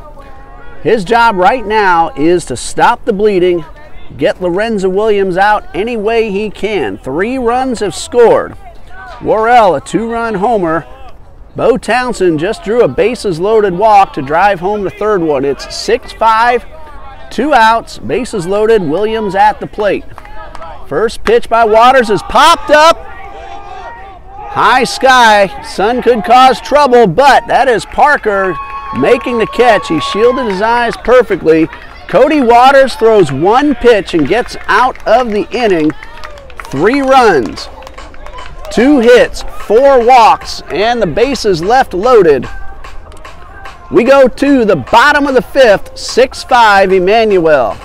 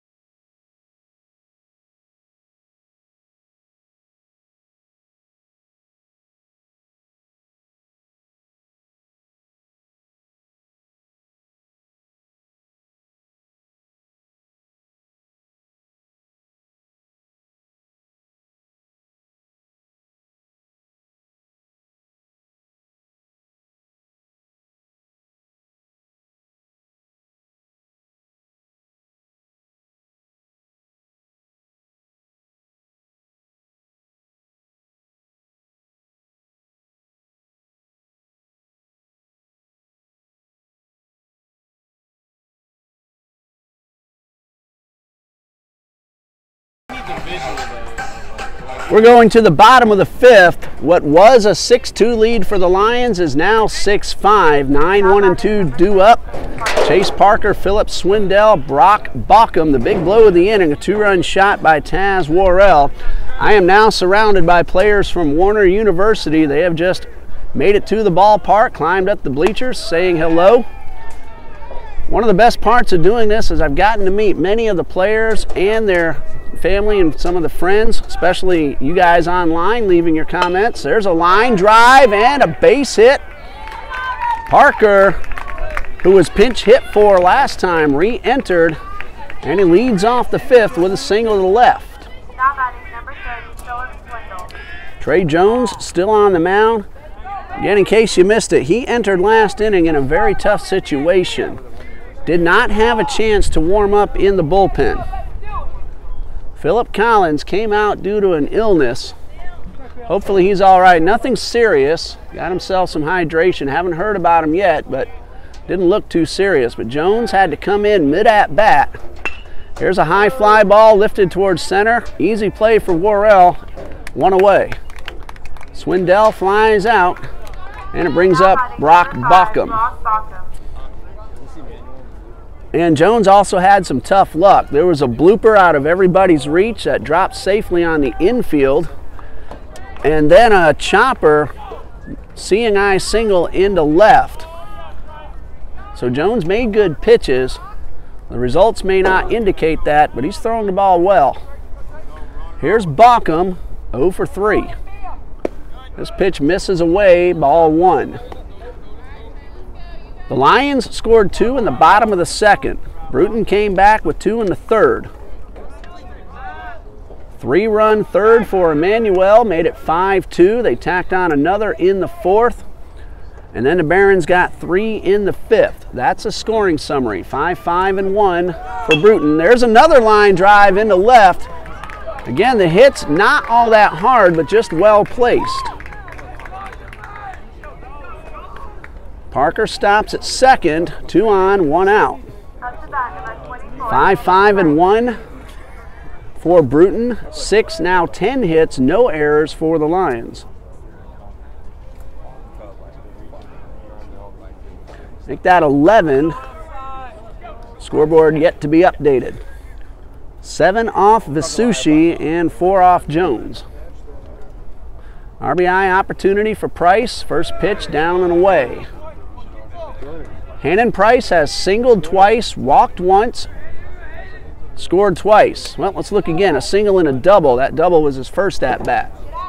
So 1 ball, no strikes, and this one downstairs.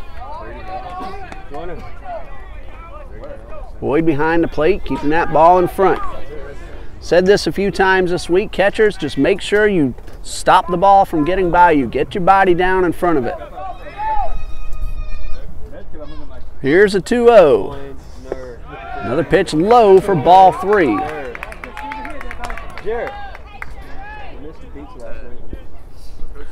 Of course, Warner now waiting to see who wins this game in front of us. The way it's going, there's no way to predict just yet. Jones with the 3-0. Ball 4 is down low and it loads up the bases. Up to bat number 35, Daniel Gooden. 2 soft line drives and a walk fly out in the middle of all that. Daniel Gooden, the cleanup man, the DH at the plate. And time called as Coach Larson heads out to the mound.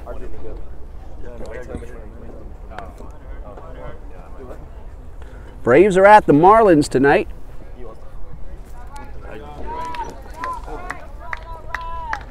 Brewers at the Rockies, and that's going to be all for Trey Jones. We'll see who the new pitcher is in just a moment, but right now we have Warner University player joining us. Cole Parks. Cole Parks, seen you out there on the field. You've been playing very well, as has pretty much everyone in this tournament. There's been some good competition. Yes, sir. Yes, sir. There really has been. Everybody's really played well throughout the entire tournament. Of course, you're waiting to see who wins this ball game. You see the score, 6-5, so can't really tell just yet. No, sir. All right, we're going to see who this new man on the mound is. I see a 5 on the back. Looks like a 56, if I'm reading that correctly. 58, Josh Oliver.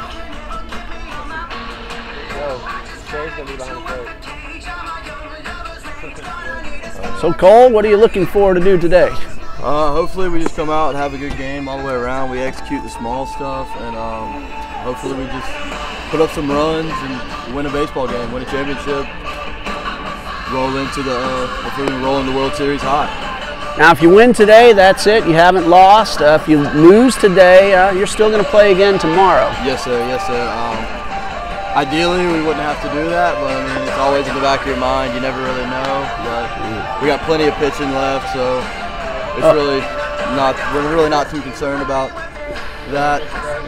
Well, the original schedule had you playing 2 games tonight, but then somebody looked and noticed if that was the case, one of these 2 teams would have to play 3 games in a row without a break. Yes, sir. So it's actually a good thing that says if there is a game 9, of course you hope there isn't, but if there is a game 9, then that would be hard to play 3 in a row, especially when you're thinking about the arms out on the mound. Yes, sir, and especially with the heat and Florida weather. I mean, no one really wants to play 3 games in a row. I can't think of anybody that's ever played 3 games in a row since Little League. Now, we all love this. Now, if you remember Ernie Banks of the Cubs, he loved to play 2. I'm not sure if he'd want to play 3. I can't think of anybody that would enjoy playing 3 games in one day. When I was a kid, I would have. Yeah, 11, 12 years old, I think I'd be up for it, but not any longer. Well, I've been up here for 3 in a row, 2 straight nights, but I'm not running around down there. Yes, sir. Gooden at the plate. He has singled, scored a run, struck out, and flied out to center. This guy can hit the ball a long way. Yes, sir. He's a big body kid. He came within a few feet of a home run earlier on, caught by the center fielder, Worrell. And that's a strike called. And it goes as F8 in the book. You can't really tell from just looking at that, but Worrell over the shoulder kind of looked like he was catching a touchdown pass from Blake Bortles. Blake Bortles. Okay, Dak Prescott. I'm a Cowboys fan. Swing and a miss. No balls, 2 strikes. Cole Parks, a member of the Warner University Royals, joining us. Not the first one to grab that mic. Cameron Cooper, a former Trinity Christian Academy Conqueror. We're talking about them throughout the tournament. They won at Pensacola last night. Really? and makes the drive home today a lot nicer. Was that their regional semifinals? Yes, it was. It beat Pensacola Catholic. Now, our softball team, I mentioned this a few minutes ago, threw a perfect game in the regional final a few nights ago. Really? That's crazy. That young lady's name is Bailey Cooley. And the game before, walk-off home run for the same girl. Really? What year is she? She's a junior. Now, tell me how else is she going to help her team now? Do it again, I reckon. I know our viewers are, of course, concerned about these two teams here, but me being a Trinity man, I'm going to brag about our players. Yes, I teach a lot of them in the school too, or have taught in the past. 1 ball, 2 strikes. Gooden looking to drive in some more runs. Bases loaded, and the pitch, swinging a foul tip, a vicious rip. When the batter hits it straight back like he just did, it means he was millimeters away from driving Just missed it. Ball players understand that, and that's one of those where, man, I wish I could get that one again. Yes, sir. 1 ball, 2 strikes. Outfield straight away, deep in right. Oliver with the pitch and a hard foul ball to the right side.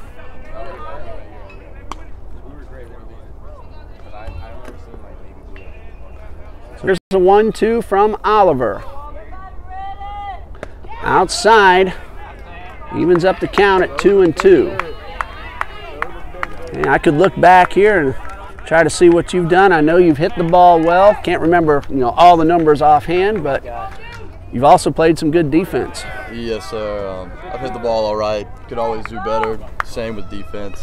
Now, the games you haven't played, I don't know how much you've actually got to watch of the other teams, but we've seen, as that one's fouled off, we've seen Gold Glove plays this entire week by all 5 teams. Yes, sir. I mean, everybody that comes out here has definitely been competing, been going 100% for every ball. No one's been really lackadaisical at any play. Everybody's been going as hard as they can 100% of the time. And we've seen diving catches in the outfield, on the infield just a few minutes ago, actually, too. Here's a 2-2. Curve ball, and Gooden's able to stay alive. Right back toward the restrooms. We got a few people standing up on the staircase. Somebody nearly made a really nice catch. He's having a really good at-bat right here, seeing a lot of pitches. So 2 balls, 2 strikes. And it seems like more often than not, when the batter fouls off a lot of two strike pitches, I'm trying to say, he ends up winning that battle. Yes, sir. Yes, sir. I have to agree with you on that one. And here comes another 2-2 from Oliver. Swing and a miss. Oliver wins it this time. 2 down. Now, we said Trey Jones came into a tough spot last inning. Oliver came in with 1 out and the bases loaded. He just struck out the first man he faced. He took a lot off that, had the hitter way out in front. Jacob Teston at the plate. He has singled, driven in a run, and scored 1 out of 3. This guy's hit the ball hard all week. First pitch from Oliver from the stretch with the bases loaded. Oh, that was a nasty curve. Yeah, we haven't really got to see Emmanuel play too much. They played at night after you've already left. Yes, sir. Everybody else we've seen or played against. Now, they beat us 10-0 last night. Really? They were just a hitting machine. No balls and a strike. Another great curveball. Oliver taking things off it. Sometimes a pitcher in a tough spot might try to overthrow. This is a very young Brewton-Parker team, almost all freshmen, sophomores. Take something off it. Don't try to do too much. Keep the hitter off balance. That's what Oliver's done so far. Here's the 0-2. This fastball. That was an intentional miss right there to see if he can get the hitter to chase. Catcher set up way outside. So a ball and 2 strikes. Bases loaded. Oliver trying to get out of a big mess that he inherited. Big gap in right center.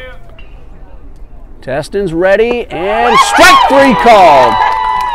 Came back with the fastball on the inner half after going away to the first 2 hitters. He strikes out 2 men. That retires a side. Can you hang on for another half inning at least? I might have to go hit right now. Well, of course, your duty comes first. Anyone who wants to, grab the mic when you get back, and we go to the 6th, 6'5", Emmanuel.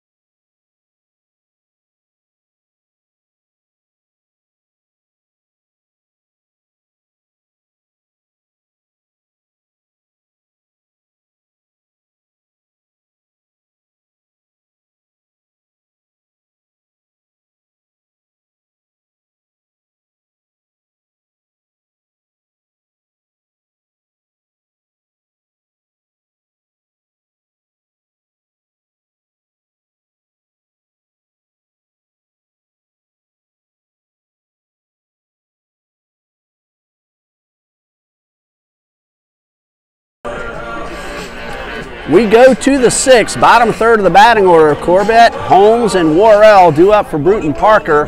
It's a 6-5 lead for the Lions. Still pitching Cody Waters. He came in with bases loaded and 2 outs last inning. He threw 1 pitch and got out of it. Looks like we have another Warner Royal coming over. I'm told you are, what, freshman of the year? Anthony Torres. Anthony Torres, yeah, I saw you yesterday. I think you got the win in relief. Sorry. There's your mic right there.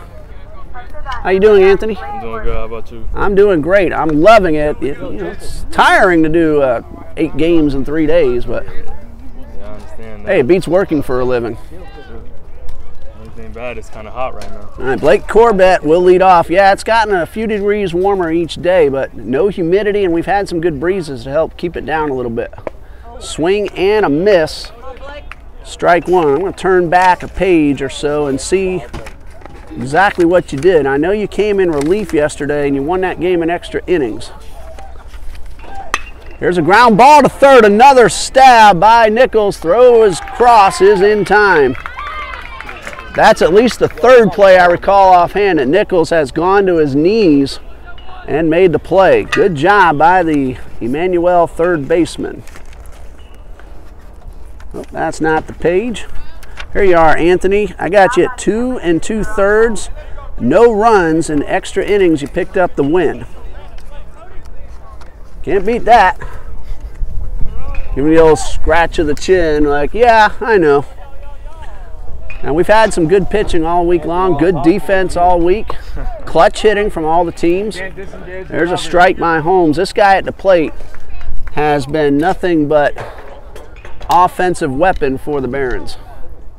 Switch hitter, very fast, makes good contact. Swing and a miss at that one. No balls, 2 strikes. Jerome Holmes, I called him player of the game earlier in the week against Trinity. So Anthony, what year are you in? My freshman year. Freshman? Wow. That means 3 more years, and I'm sure your coach is happy about that. Guess so. It's a cool little experience. All right. Any plans yet for after college? Just trying to get stronger, get faster, then see if I can make it to the draft. Swing and a miss. He struck him out. Well, wish you the best. Of course, it's a very small percentage of even the most talented players. You keep pitching the way you did yesterday, you get your name out there. Thank you. I appreciate that. All right, first strikeout for Waters. 2 outs. Here's a center fielder, Taz Worrell. He had a 2-run homer his last time up. Waters winds and delivers, and a high pop-up, shallow center. McNichol calling everyone off, and he makes the catch. Can you stay on a little longer? Yeah, okay. All right, we'll be back after this pause as we go to the bottom of the 6th with a 6-5 lead for the Lions.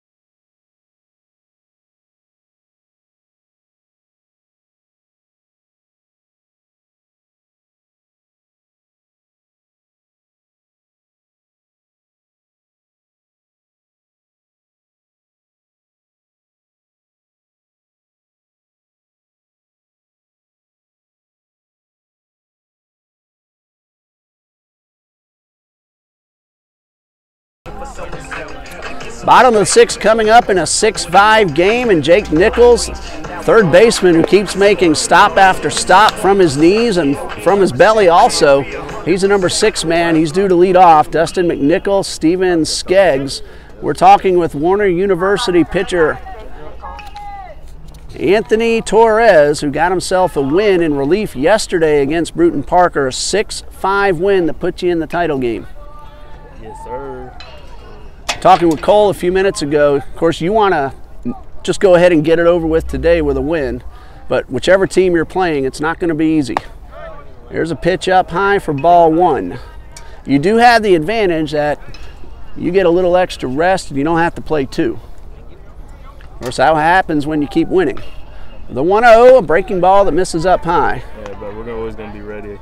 When game time starts, we're always going to be ready. So it's cool. Well, of course, you know, they're playing now. They're both teams out there. They can't look ahead. They have to take care of business here. There's a base hit right inside the bag down the left field line.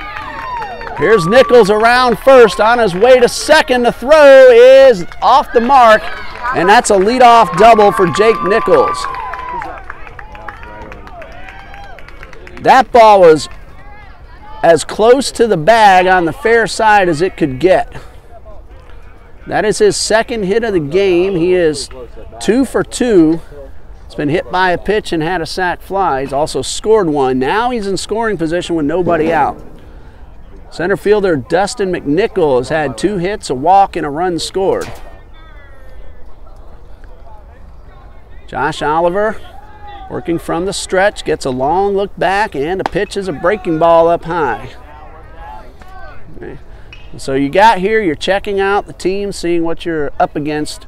Your game time moved back to 4, and the way this one's going, it might actually start a little later than that. That's fine. The sun goes down. We play better when it gets later anyways. Yeah, another advantage for you because you'll have less time out in the heat. Now the forecast says it's going to stay low 80s for most of the night until well into the night. But at least we won't have the sun beating down on you mostly. Exactly. And while it's still out, it's going to be back here, not directly overhead, back behind us. 1-1 from Oliver, looks back, makes the pitch, and gets the outside corner. 1 ball, 2 strikes. Now you went 2 2/3 yesterday. I'm sure if needed you'll be ready, but how's the arm feel? Oh, it feels amazing. I can go 18 more. Oh, it's amazing. I can go 18 more innings, to be honest. So again, no matter what, Coach calls you on, you're ready. You got a few weeks to rest should you make the Nationals.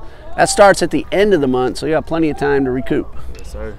1 ball, 2 strikes. The NCCAA World Series in Easley, South Carolina this year. Oliver, another long look in. Now delivers a 1-2. High pop foul over near the dugout and out of play. So we'll do another 1-2. McNichol at the plate with a runner at second, a chance to drive home a little bit of insurance. It's a slim 1-run lead for the Lions as we speak. And Anthony, I always have to ask, who's your favorite Major League team? New York Yankees. Finally, New York Yankees, somebody I can talk to. I've had Red Sox fans up here, Mets fans even. Yeah, you keep them over there. Yeah. Oh, this one hits the batter. McNichol is going to trot on down to first. That's a 3rd hit batsman from Brewton-Parker pitching. Puts 2 men aboard with nobody out for Steven Skeggs. He has 2 RBIs. 1 came on a sac fly, 1 came on a double, 1 out of 2 officially. Skeggs is another man who's played some great defense out in right field. Pitcher, get the ball over. Strikeouts are nice, but just get somebody out is a job. Here's a pitch in there for a strike. We all like to see the strikeouts. We all like to see the home runs. Sometimes we forget a lot of other things contribute to a win. You may not drive in runs, but you make a great play in the outfield, throw somebody out. That's as much a help to a win as driving in runs. Here's a pitch well outside for ball 1 rather. 1 ball, 1 strike.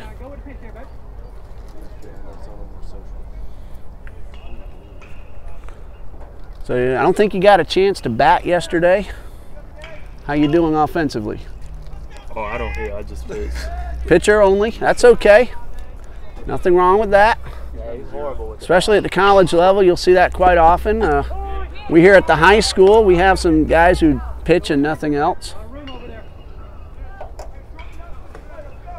Again, you're helping your team out there on the mound. Don't have to drive home the runs. Your job is to keep them from scoring. So 1 ball, 2 strikes. Skeggs digs in. Oliver delivers. Chopper could be 2 over the glove of Nobles and into left field. Here's a runner around third. Nichols will score. Another man held up at third. That's a tough call. You can't really blame the shortstop. That ball, like it hit the seam and bounced over Nobles. He was set to make the play. That will go as a base hit to drive home a run. Up to bat, number 3, Chase Parker. Nichols scores. McNichol takes second on the throw, or Nichols to third, and Skeggs takes second on the throw. RBI base hit for Skeggs. Chase Parker at the plate. 2 for 2. 7-5. Emmanuel now leads by 2. Good curveball in there for a strike.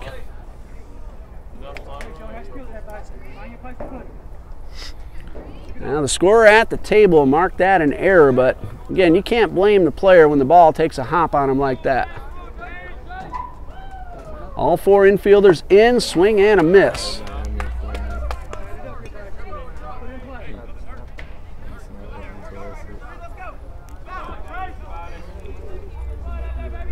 Well, that's the official score down there at the table, so I'm going to have to make a little bit of a change. No balls, 2 strikes. Oliver delivers. This one's up high, 1-2. So that will go as an error on the shortstop. Everybody had me on MySpace. At the moment, makes the run unearned, pending on what else happens this inning. Here's the 1-2, and a base hit into left field. 1 run is in, and another runner being held up at third. Parker will head down to second on the throw, and he's in safely.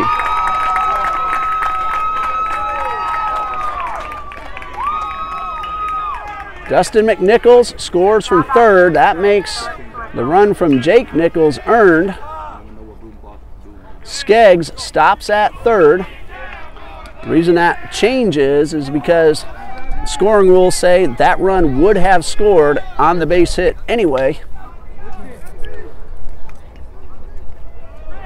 And it's a 8-5 ball game. Here's a leadoff man, Philip Swindell. And the pitch is up high. That's the risk you run when you pull the infielders in. If they're back, they can at least knock that one down.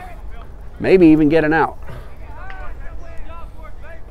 But we've seen it work a few times this week. Balls hit right at those drawn-in infielders. They've been able to keep the run from scoring. This one misses high, 2 balls, no strikes. This is an elimination game. We've said a few times the winner plays Warner next. The loser, unfortunately, will have its season come to an end. 2 balls, no strikes. Oliver delivers. High pop, foul, and well out of play. Of course, I'm sure it doesn't matter to you which team you play. You just want to get it done this afternoon. I just want to come out with a dub, or with a win. With a win. 2 balls, 1 strike.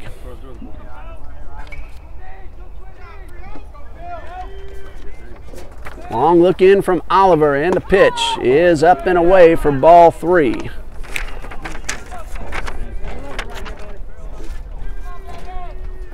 Anthony Torres joining us, pitcher for the Warner University Royals. Oliver sets for the 3-1. Strike 2, a curveball catches the inside corner. Runners at second and third. Still nobody out. Josh Oliver has a tough task ahead of him. And a 3-2 pitch. Ball 4 loads up the bases. Now, that's not the worst thing that can happen because it does set up a force out at any base, possible double play. Now batting number 5, Brock Bauckham. Brock Bauckham at the plate. He is 1 out of 4. Man, the infield should go back. A lot of times this week we've seen the middle infielders play back for 2, but they're down by 3 already. So they're going to go probably medium depth. A hard hit ball, they might try to turn 2 if it's hit hard enough where they can make both plays. Corner infielders in on the grass, and this one's fouled off.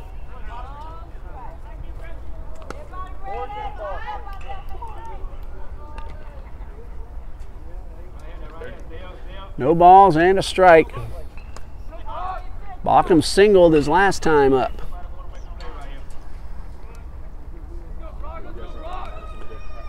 Oliver from the stretch, he delivers. Line drive down the left field line, that is a foul ball. Didn't miss the line by much, but it's 0-2.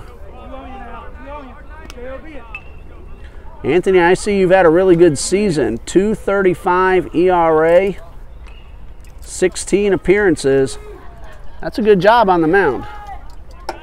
Thank you, thank you. Appreciate that. 2-1, a winning record, a relief pitcher. You don't worry too much about the win-loss as you do just making sure the opposition doesn't add on runs. So you look at relief pitchers. If you see a losing record, you might wonder, well, how good is this guy? But you realize, you have one bad inning as a reliever, especially exclusively a reliever, that ERA jacks up. And it's not a true reflection of most of what's going on. Now, there's a discussion at the plate. Can't really hear what they're talking about, but the motions indicate that it might be a problem with the batter's box. It's been wiped out. So the concern is whether or not Bauckham has stepped out of the box. Well, he hasn't put a ball in play yet, but the umpires are going to try to redraw it by foot. So we have 2 strikes on the batter, Bauckham, and crowd's letting the umpires hear it. And now time called, and we'll pause here while they sort things out. Be back in just a moment.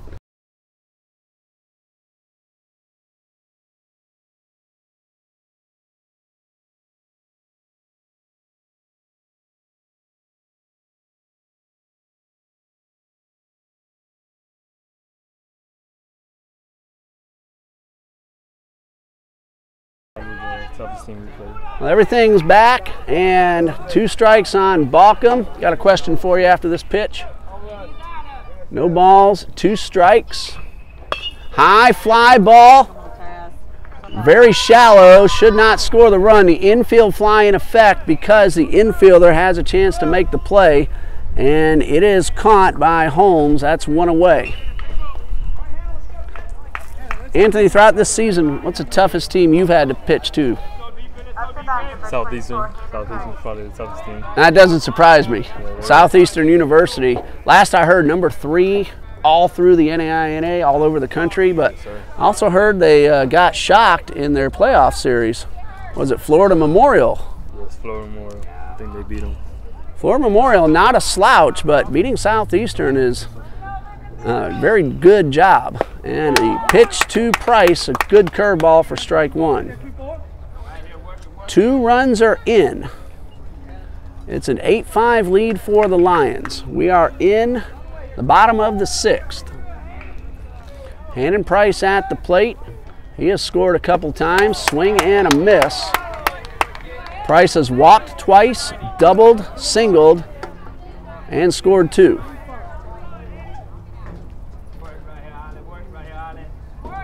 So how'd you do against Southeastern? I think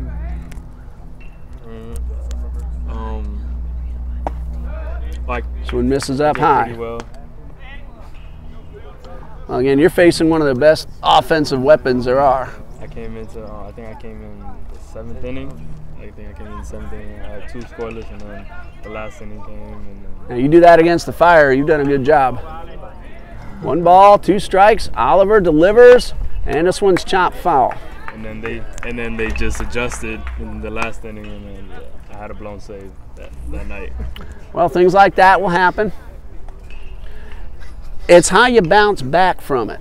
That's what matters most. You know, the major league pitch. Even Mariano Rivera blew some saves, if you can believe that.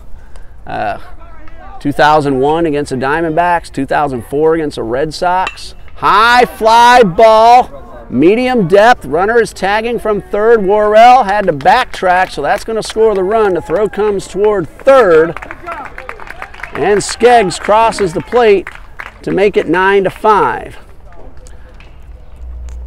Go That Yankees, sweep the Red Sox. Yep, they got a chance to do that tonight. That is the fourth sacrifice fly off the bats of the Lions. 2 outs, runners at first and third as Parker tagged and advanced.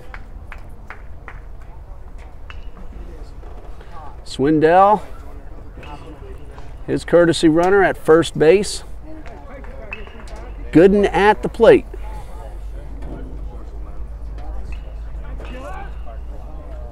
Gooden struck out twice. Oliver got him on a beautiful pitch his last time up.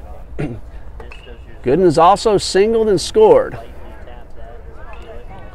So 2 outs, runners at the corners.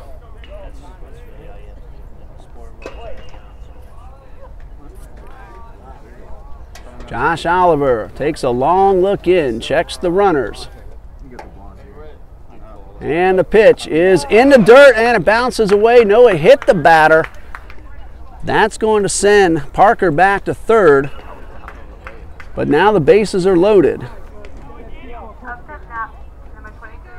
That's the second man that Oliver has hit and the 4th overall for the Barons. Jacob Teston at the plate, the 9th man to come up this inning. So Emmanuel is batted around.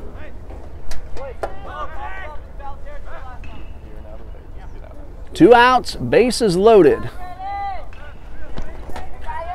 Don't count Brewton out yet. They can score a bunch of runs.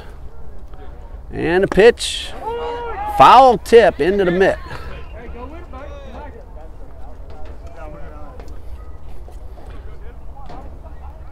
No balls and a strike. My boy Ronnie right here. He came to talk to Talked to y'all. Ronnie earlier in the week. Got to see him pitch. Here's the 0-1, and this one is popped foul. Making the count, no balls, 2 strikes. Anthony, glad to meet you. Good job out there on the mound. Maybe we'll get to see you again today. Anthony Torres, a reliever for the Warner University Royals, an outstanding outing yesterday in that extra inning win over Brewton-Parker. Ronnie Filipkowski now grabbing the mic. We said hello to Ronnie a couple of days ago. Yes, sir. Here's the 0-2 from Oliver, outside.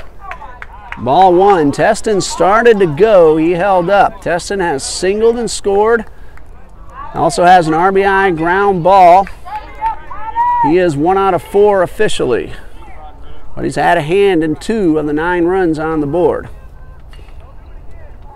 Here's a 1-2 from Oliver.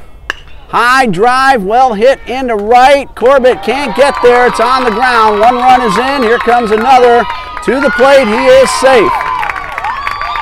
2-run single for Jacob Teston, his 2nd hit of the game. And it's now 11-5.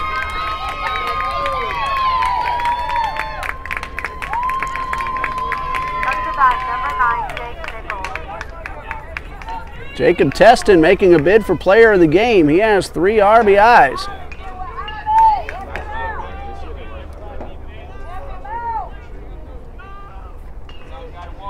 With the error earlier in the inning, these runs are all unearned. But they're on the board.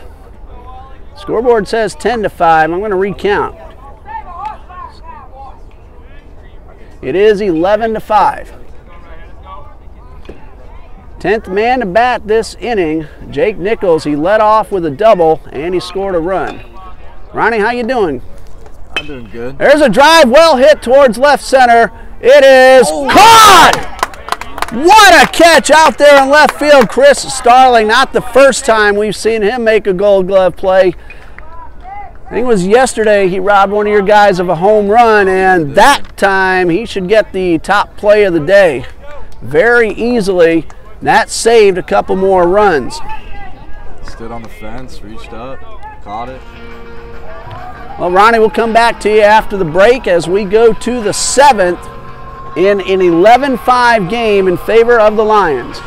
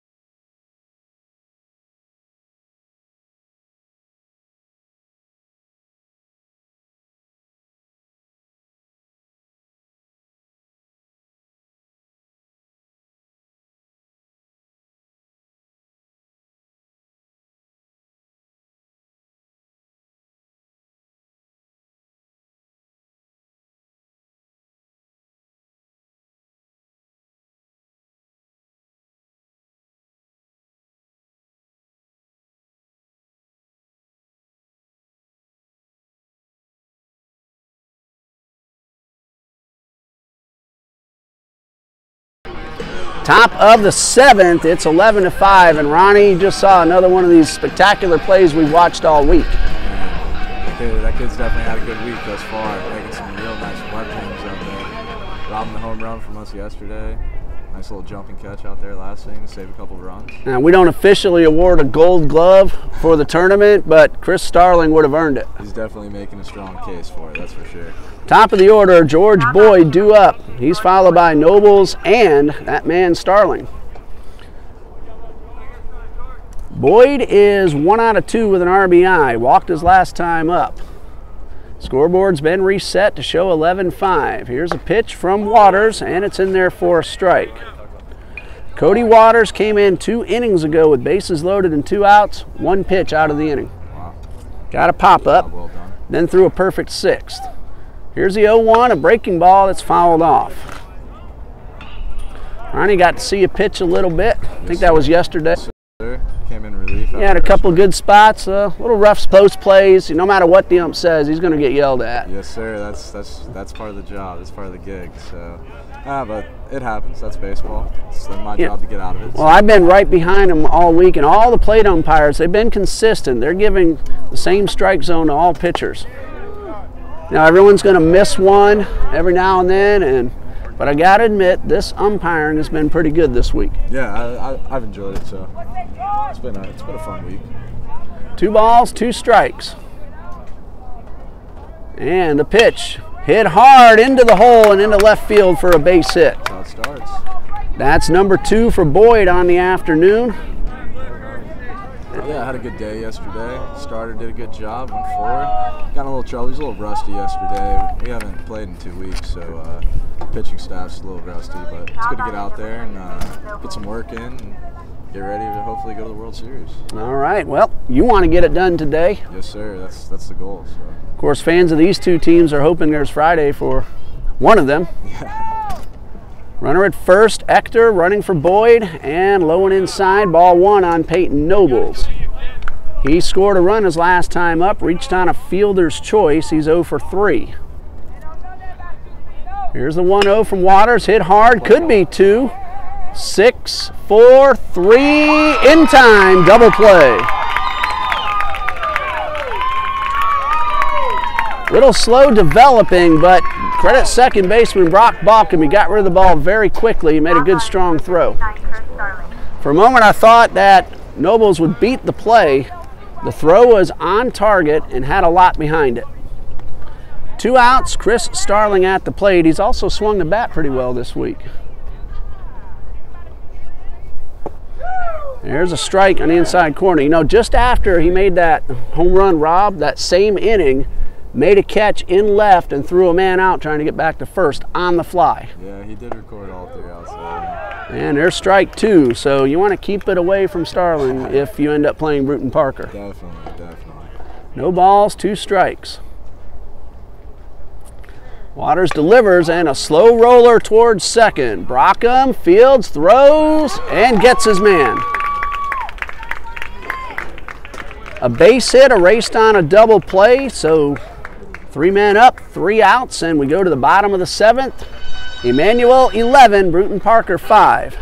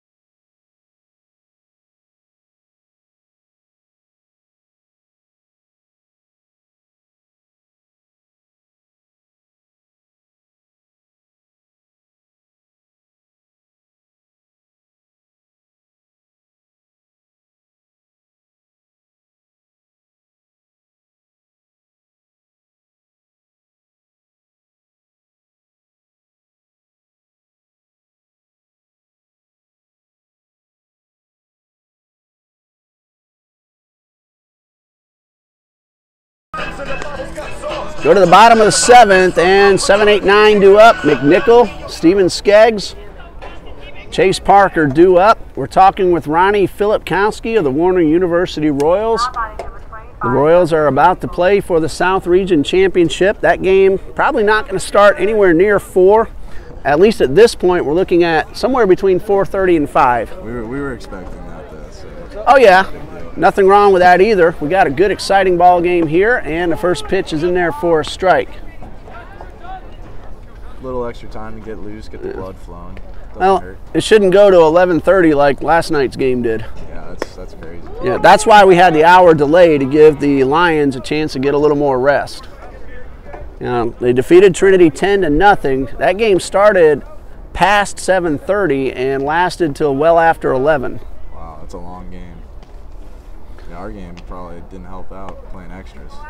2 extra innings. Well, that was worth it, especially if your team's not in there. It's just a fun game to watch. Of course, you're watching your own team, you want to win, obviously. 1 ball, 2 strikes. Oliver delivers, and this one's looped into right, and it is caught. Blake Corbett making another running catch. He's done that all week long. Yeah, he's done a good job out there. I was talking a little bit with him yesterday when I was down in the pen. That's one good thing about these tournaments. Like you're sitting here waiting. Most of the week we've had 2 teams here waiting to play. You've gotten to meet each other, say hello. I've enjoyed meeting you and some of the other guys and the parents and the online comments. We got viewers from all over the country. It's fun enough to do this job, but even more so with the interaction. Yeah, getting to meet everybody. Nothing but good kids out here. That's the main thing. Of course, when you're out there on the field, you're playing to win. Yep. The 1-0, swing and a miss. It's not as friendly when we're between the lines, but. I saw a Mickey Mantle interview once, and there was no saying hello to the other team before the game. That's back in the 50s and 60s. This one squibbed, and it's going to trickle foul. Now you go to the ballpark, you watch them, they're shaking hands, they're wrestling with each other before the game. I've seen them playing poker in the dugout. Yeah.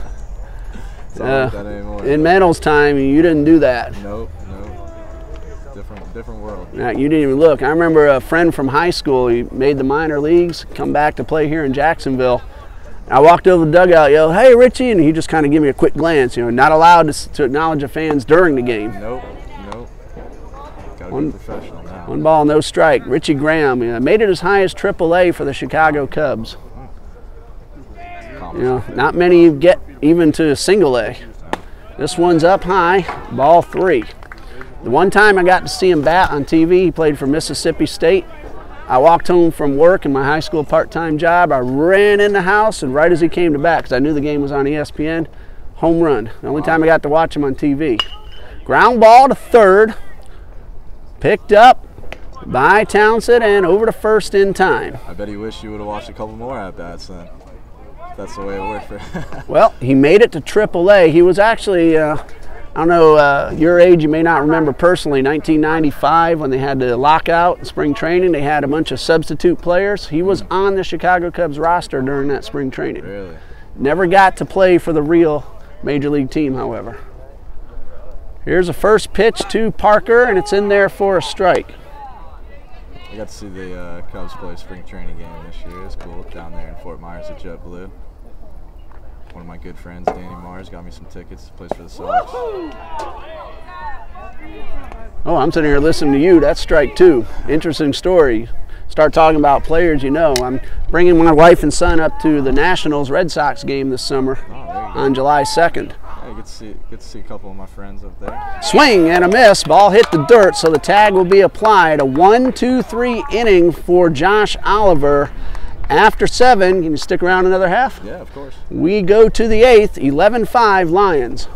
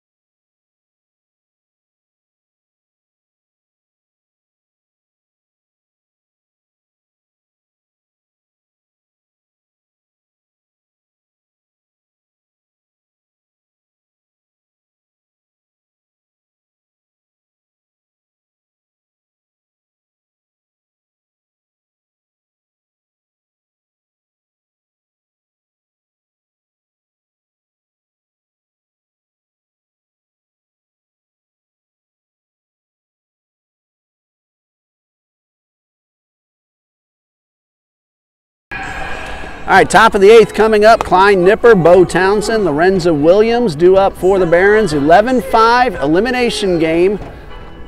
Emmanuel has 6 more outs to get, and right now they're leaning on Cody Waters to do that. We're talking with Ronnie Filipkowski of Warner University.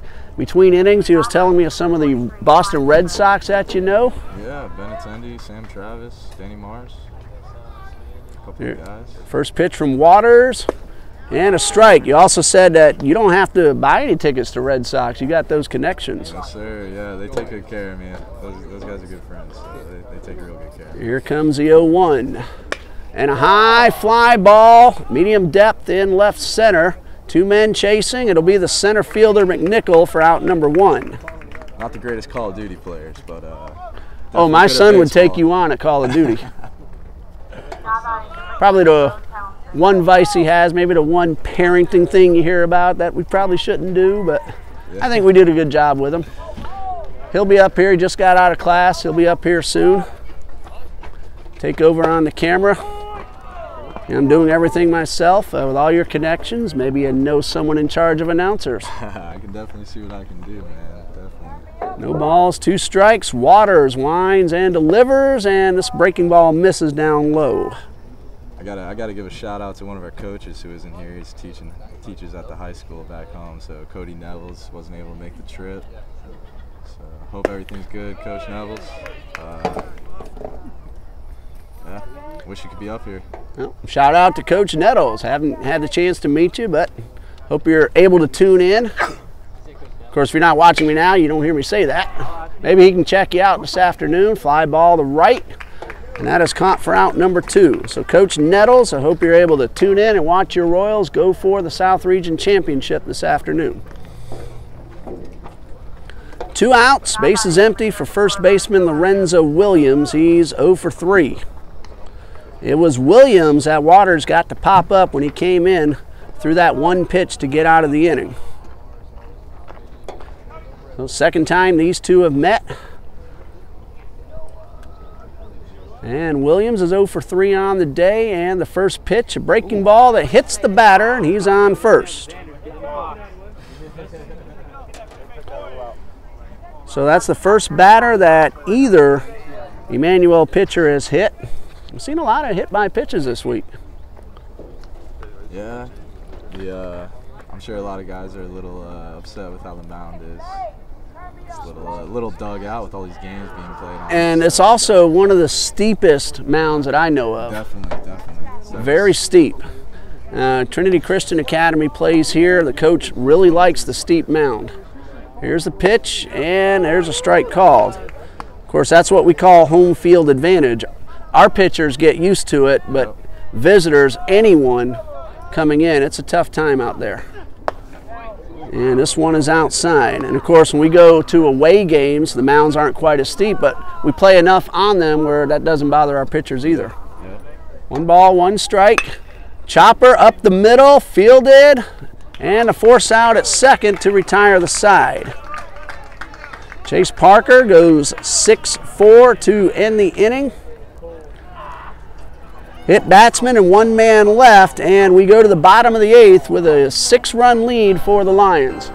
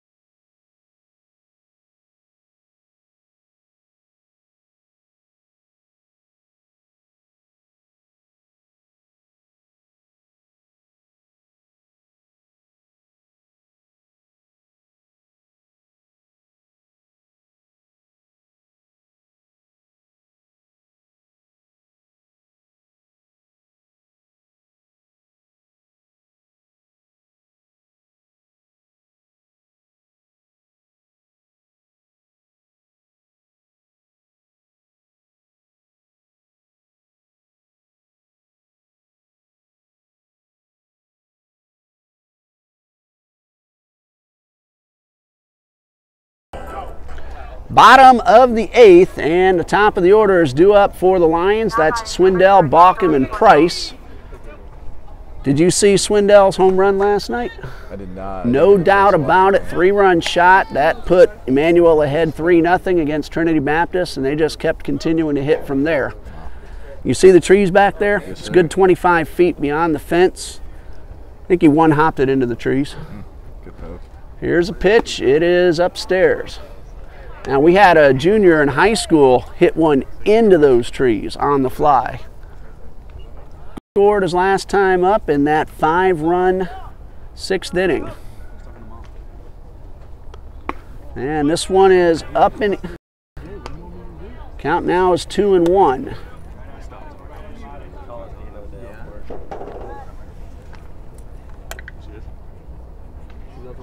And a pitch from Oliver, strike 2. Now, give Josh Oliver a lot of credit. When he entered, he got out of a really tough mess. He had to work through that big inning in the 6th, but he's still out there, and he's looking really sharp now. Yeah, when he came in, bases loaded, got 2 big strikeouts. And this one is popped up, and it's going to reach the bleachers. It's kind of been my role all year for us as well, coming in with the bases loaded to get out of the jam. It's a lot of fun. It's good adrenaline around here, that's for sure. Especially when you get them out. Yeah. And you're ready to pitch again. Yes, sir. Oh, there's nothing better than striking someone out. Here's a 2-2 and a foul tip. Yeah, my best game ever in high school. High school, that tells you a lot. Threw a complete game shutout. I don't know how much you know about the Bowl School of Jacksonville, how good they are every year. I threw a complete game shutout against them, 10 strikeouts. I always say if I could have pitched like that every time, I might not have been a teacher. And a high fly ball, well hit into right.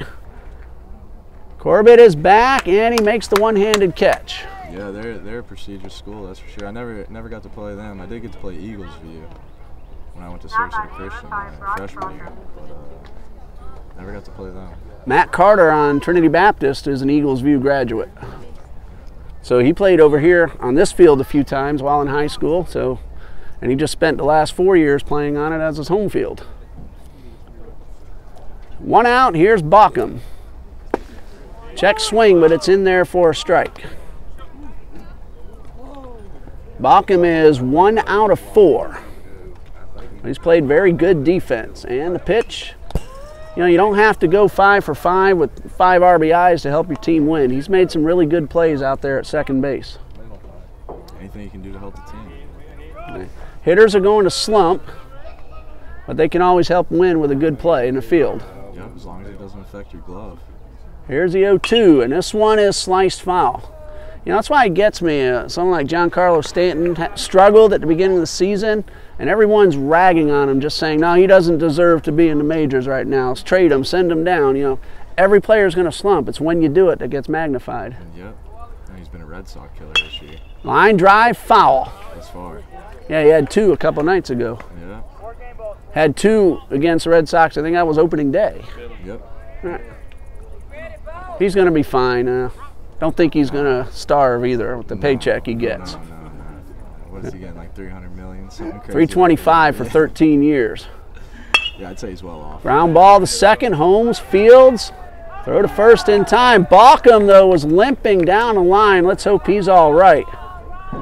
Got out of the box, took a few steps, and really slowed it down. Jogging back to first. Let's see if he comes out in the 9th on the defense.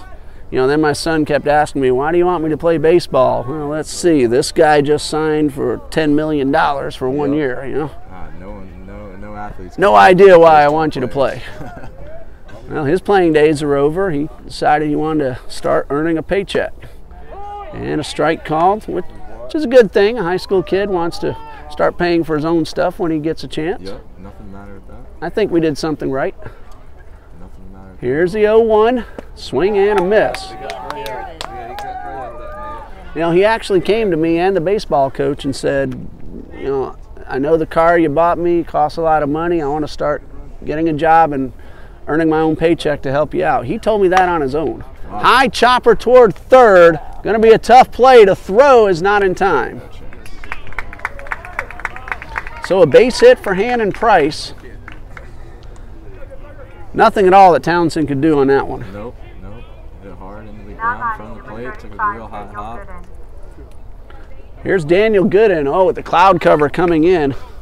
Now it feels really good. You do have the advantage when you get on the field. You're not going to be in the hottest part of the day very long. Yep. These guys out here, they've played through some heat today. Gooden takes the first pitch and swings and misses. Hopefully we can get under the lights. We don't get to play under the lights at our field, so it's always nice to get a night game in. These lights are only 3 or 4 years old. And the base umpire talking over to the Brewton dugout. And Gooden is ready. Josh Oliver back on the mound. What was that? Getting a little chirpy late game. A lot on the line in this ball game. Yep. Elimination game, and there's a swing and a miss. Looking ahead to the 9th, Parker will have Holmes, Worrell, and Boyd. They're down by 6, but they can put 6 runs on the board. Oh, without a doubt. And this one behind the batter. We've had good umpiring. I remember my son, of course I'm a dad, but this is true. A pitch just like that was literally behind the hitter. My son was called out on strikes on a pitch like that once. I nearly got thrown out of the ballpark. Oh, I bet. Line drive into left. That is down for a hit. That'll put runners at first and second. Price stops at second. Gooden aboard. That's his second hit of the day. 2 on, 2 out. Jacob Teston at the plate. And right now, barring anything else, I'm going to go ahead and call Jacob Teston today's player of the game. 2 hits, 3 runs driven in, and that 2-run single in the 6th helped break the game open. So Jacob Teston, our player of the game. And the pitch is ball 1 up high.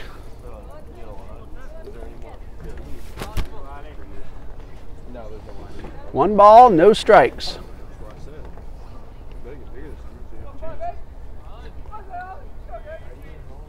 The 1-0 on the way, line drive, base hit, and that is hit number 3 for Teston. Here's a runner around third. The throw to the plate is off the mark. It beat the runner, but Price scores, and it's now 12-5. That is RBI number 4 for Teston, and I think he wanted to make sure no one else could beat him out of that honor. Hit number 3, RBI number 4. Daniel Gooden stops at second. 2 on, 2 out for Jake Nichols. This guy's played Gold Glove third base today. Here's the first pitch, swing and a miss. I can recall 3 times he has gone to his knees on the dive to stop the ball. You have to see one of those. And some hard hit shots right at him too. Here's the 0-1. There's a ground ball right at third. And Townsend will step on the bag, and that ends the inning. Lions get 1 run, 3 hits, and leave 2. And we go to the 9th. 12-5, Emmanuel.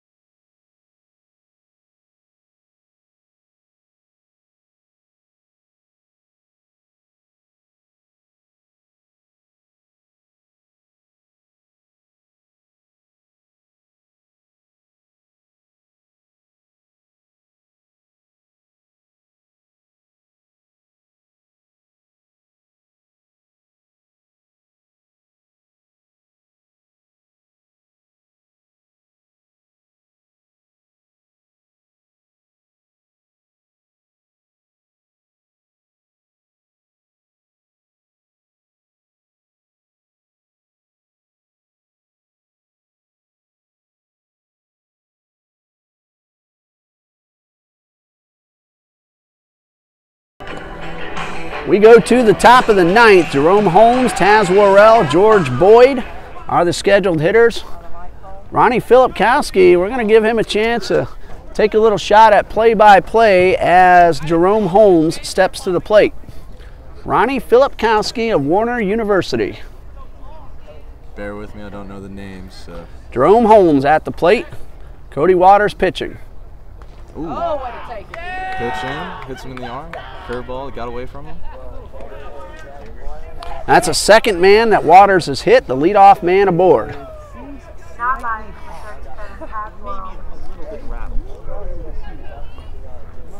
Center fielder Taz Worrell. Runner on first. Start of a rally here.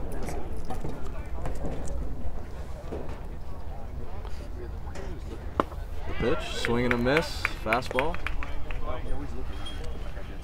No balls, 1 strike. Cody Waters in relief. Cooper Murphy.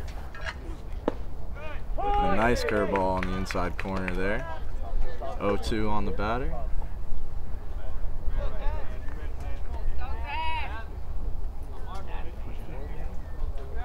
No balls, 2 strikes. Ooh, swing and a miss, ball in the dirt. Catcher does a good job to keep it in front. It's a strikeout for number 11. Cody Waters with the strikeout. 1 out, runner on first. And that is a second strikeout for Waters with a runner at first, ball in the dirt, so no chance for the batter to try to get the first base. Dead play there. Of course, with 2 outs, the ball's alive. Yep. Yes, sir. Now up, number 22, George Boyd. And a runner at first, 1 man out for Boyd. Pitch, just a little outside. Catcher does a good job to make the stop there for ball 1.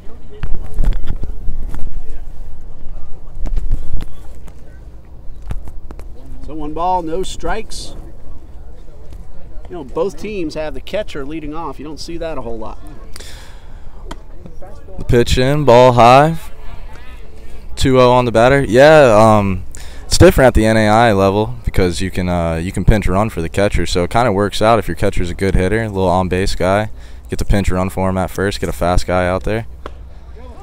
Pitch on the inside corner, first strike. 2-1 on the batter, runner on first, 1 out. Nobles on deck, Starling and Nipper scheduled to follow. Just a little up, ball 3, 3-1. Yeah, and don't count out Brewton-Parker. They score a lot of runs. They're down by 7, but they can get some momentum going with a few base hits. And they can do it in a hurry, that's for sure. Ooh, leaves it up again, ball 4. Now that's what you don't want to do, is start giving these guys free bases. Nope, don't want to give them any life here in the last inning. You know, on Monday in 2 games, they scored 21 total runs. They took you to extra innings yesterday. Yeah, it was a real good game yesterday. They definitely swung the bats well. We got a mound visit here. We'll pause in action. Yeah, they swung the bats real well yesterday. Like I said, our starter was a little rusty, but the bullpen did a great job coming in and shutting it down. Yeah, they beat Trinity on Monday 9-3. Beat Emmanuel 12-8, and then got 6 runs off you guys yesterday. So 18-9, talking 27 runs in 3 games, an average of 9 per game. It's a couple of good offensive days, that's for sure. Here we go, back to the action. Now up, number 3, Peyton Nobles. A fastball on the outside corner for strike 1. All right, after the break in action, we got runners on first and second, 1 out. 0-1 count on the batter. Ooh, curveball. Almost got him. Little in. 1-1. Part of the batting order due up next. Starling, Nipper, and Townsend. So Waters wants to make it happen very soon. Pitch in. I think that was a changeup on the inside corner there. Definitely didn't have the velocity of the fastball, so 2-1 on the batter. Now Waters has been terrific today. Pitch count starting to mount. Again, it's hot out here. That can affect the guy as he gets into his 3rd and 4th inning. Definitely, definitely. And as we were talking in between innings, you know, we're starting to see a little fatigue set in. These guys are starting to play a little more games.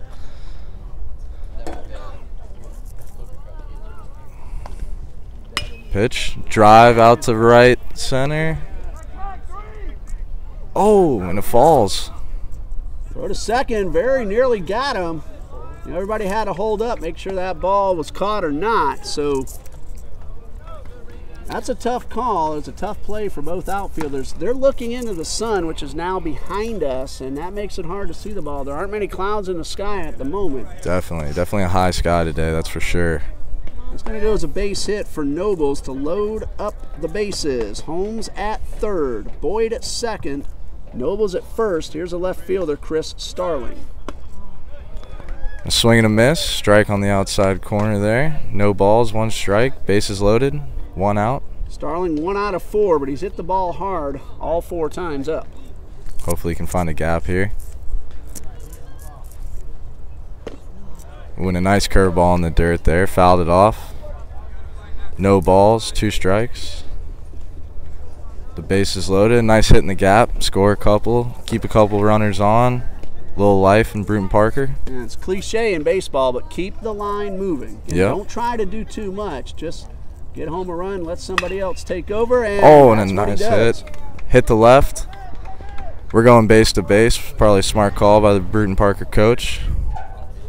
Especially down 7 at that point, now down 6. RBI single for Starling. One base at a time. Holmes scores. Everybody moves up 90 feet. So we have Boyd at third, Nobles at second, and Starling now aboard at first. Wasn't a bad 0-2 pitch either. Curveball down. He just did a great job of waiting back on it and driving it through a hole. And just put the ball in play at this point. Strike on the outside corner. No balls, 1 strike. Bases loaded, 1 out. Top 9. A couple more base runners brings a tying run to the plate. Little out front, fouled off down the third base line. No balls, 2 strikes. Now it's a 6-run lead right now. It's 12-6. Again, you got runs 7, 8, 9, and 10 out there on the field. A couple more walks or hits, potential tying run comes up. Got to try to get that tying run up to the plate, and anything can happen. Got to just give yourself a chance. Pitch, a little high and out. Good waste pitch, though, 0-2. He got 0-2 to the last guy and threw a curveball. Good pitch, though, but don't really want to give him an opportunity to get a hit on that pitch there. Sometimes you just want to see if you can get the batter to chase. Yep. In the dirt. It's going to move the runners up. Catcher can't find the baseball. Brewton-Parker just going base to base at this point, though. No reason to risk any outs. That's a wild pitch that allows Boyd to score, Nobles to third, and Starling to second. That's a first wild pitch for Emmanuel pitching today. It's now 12-7. First base is open, and a count of 2-2 on Nipper.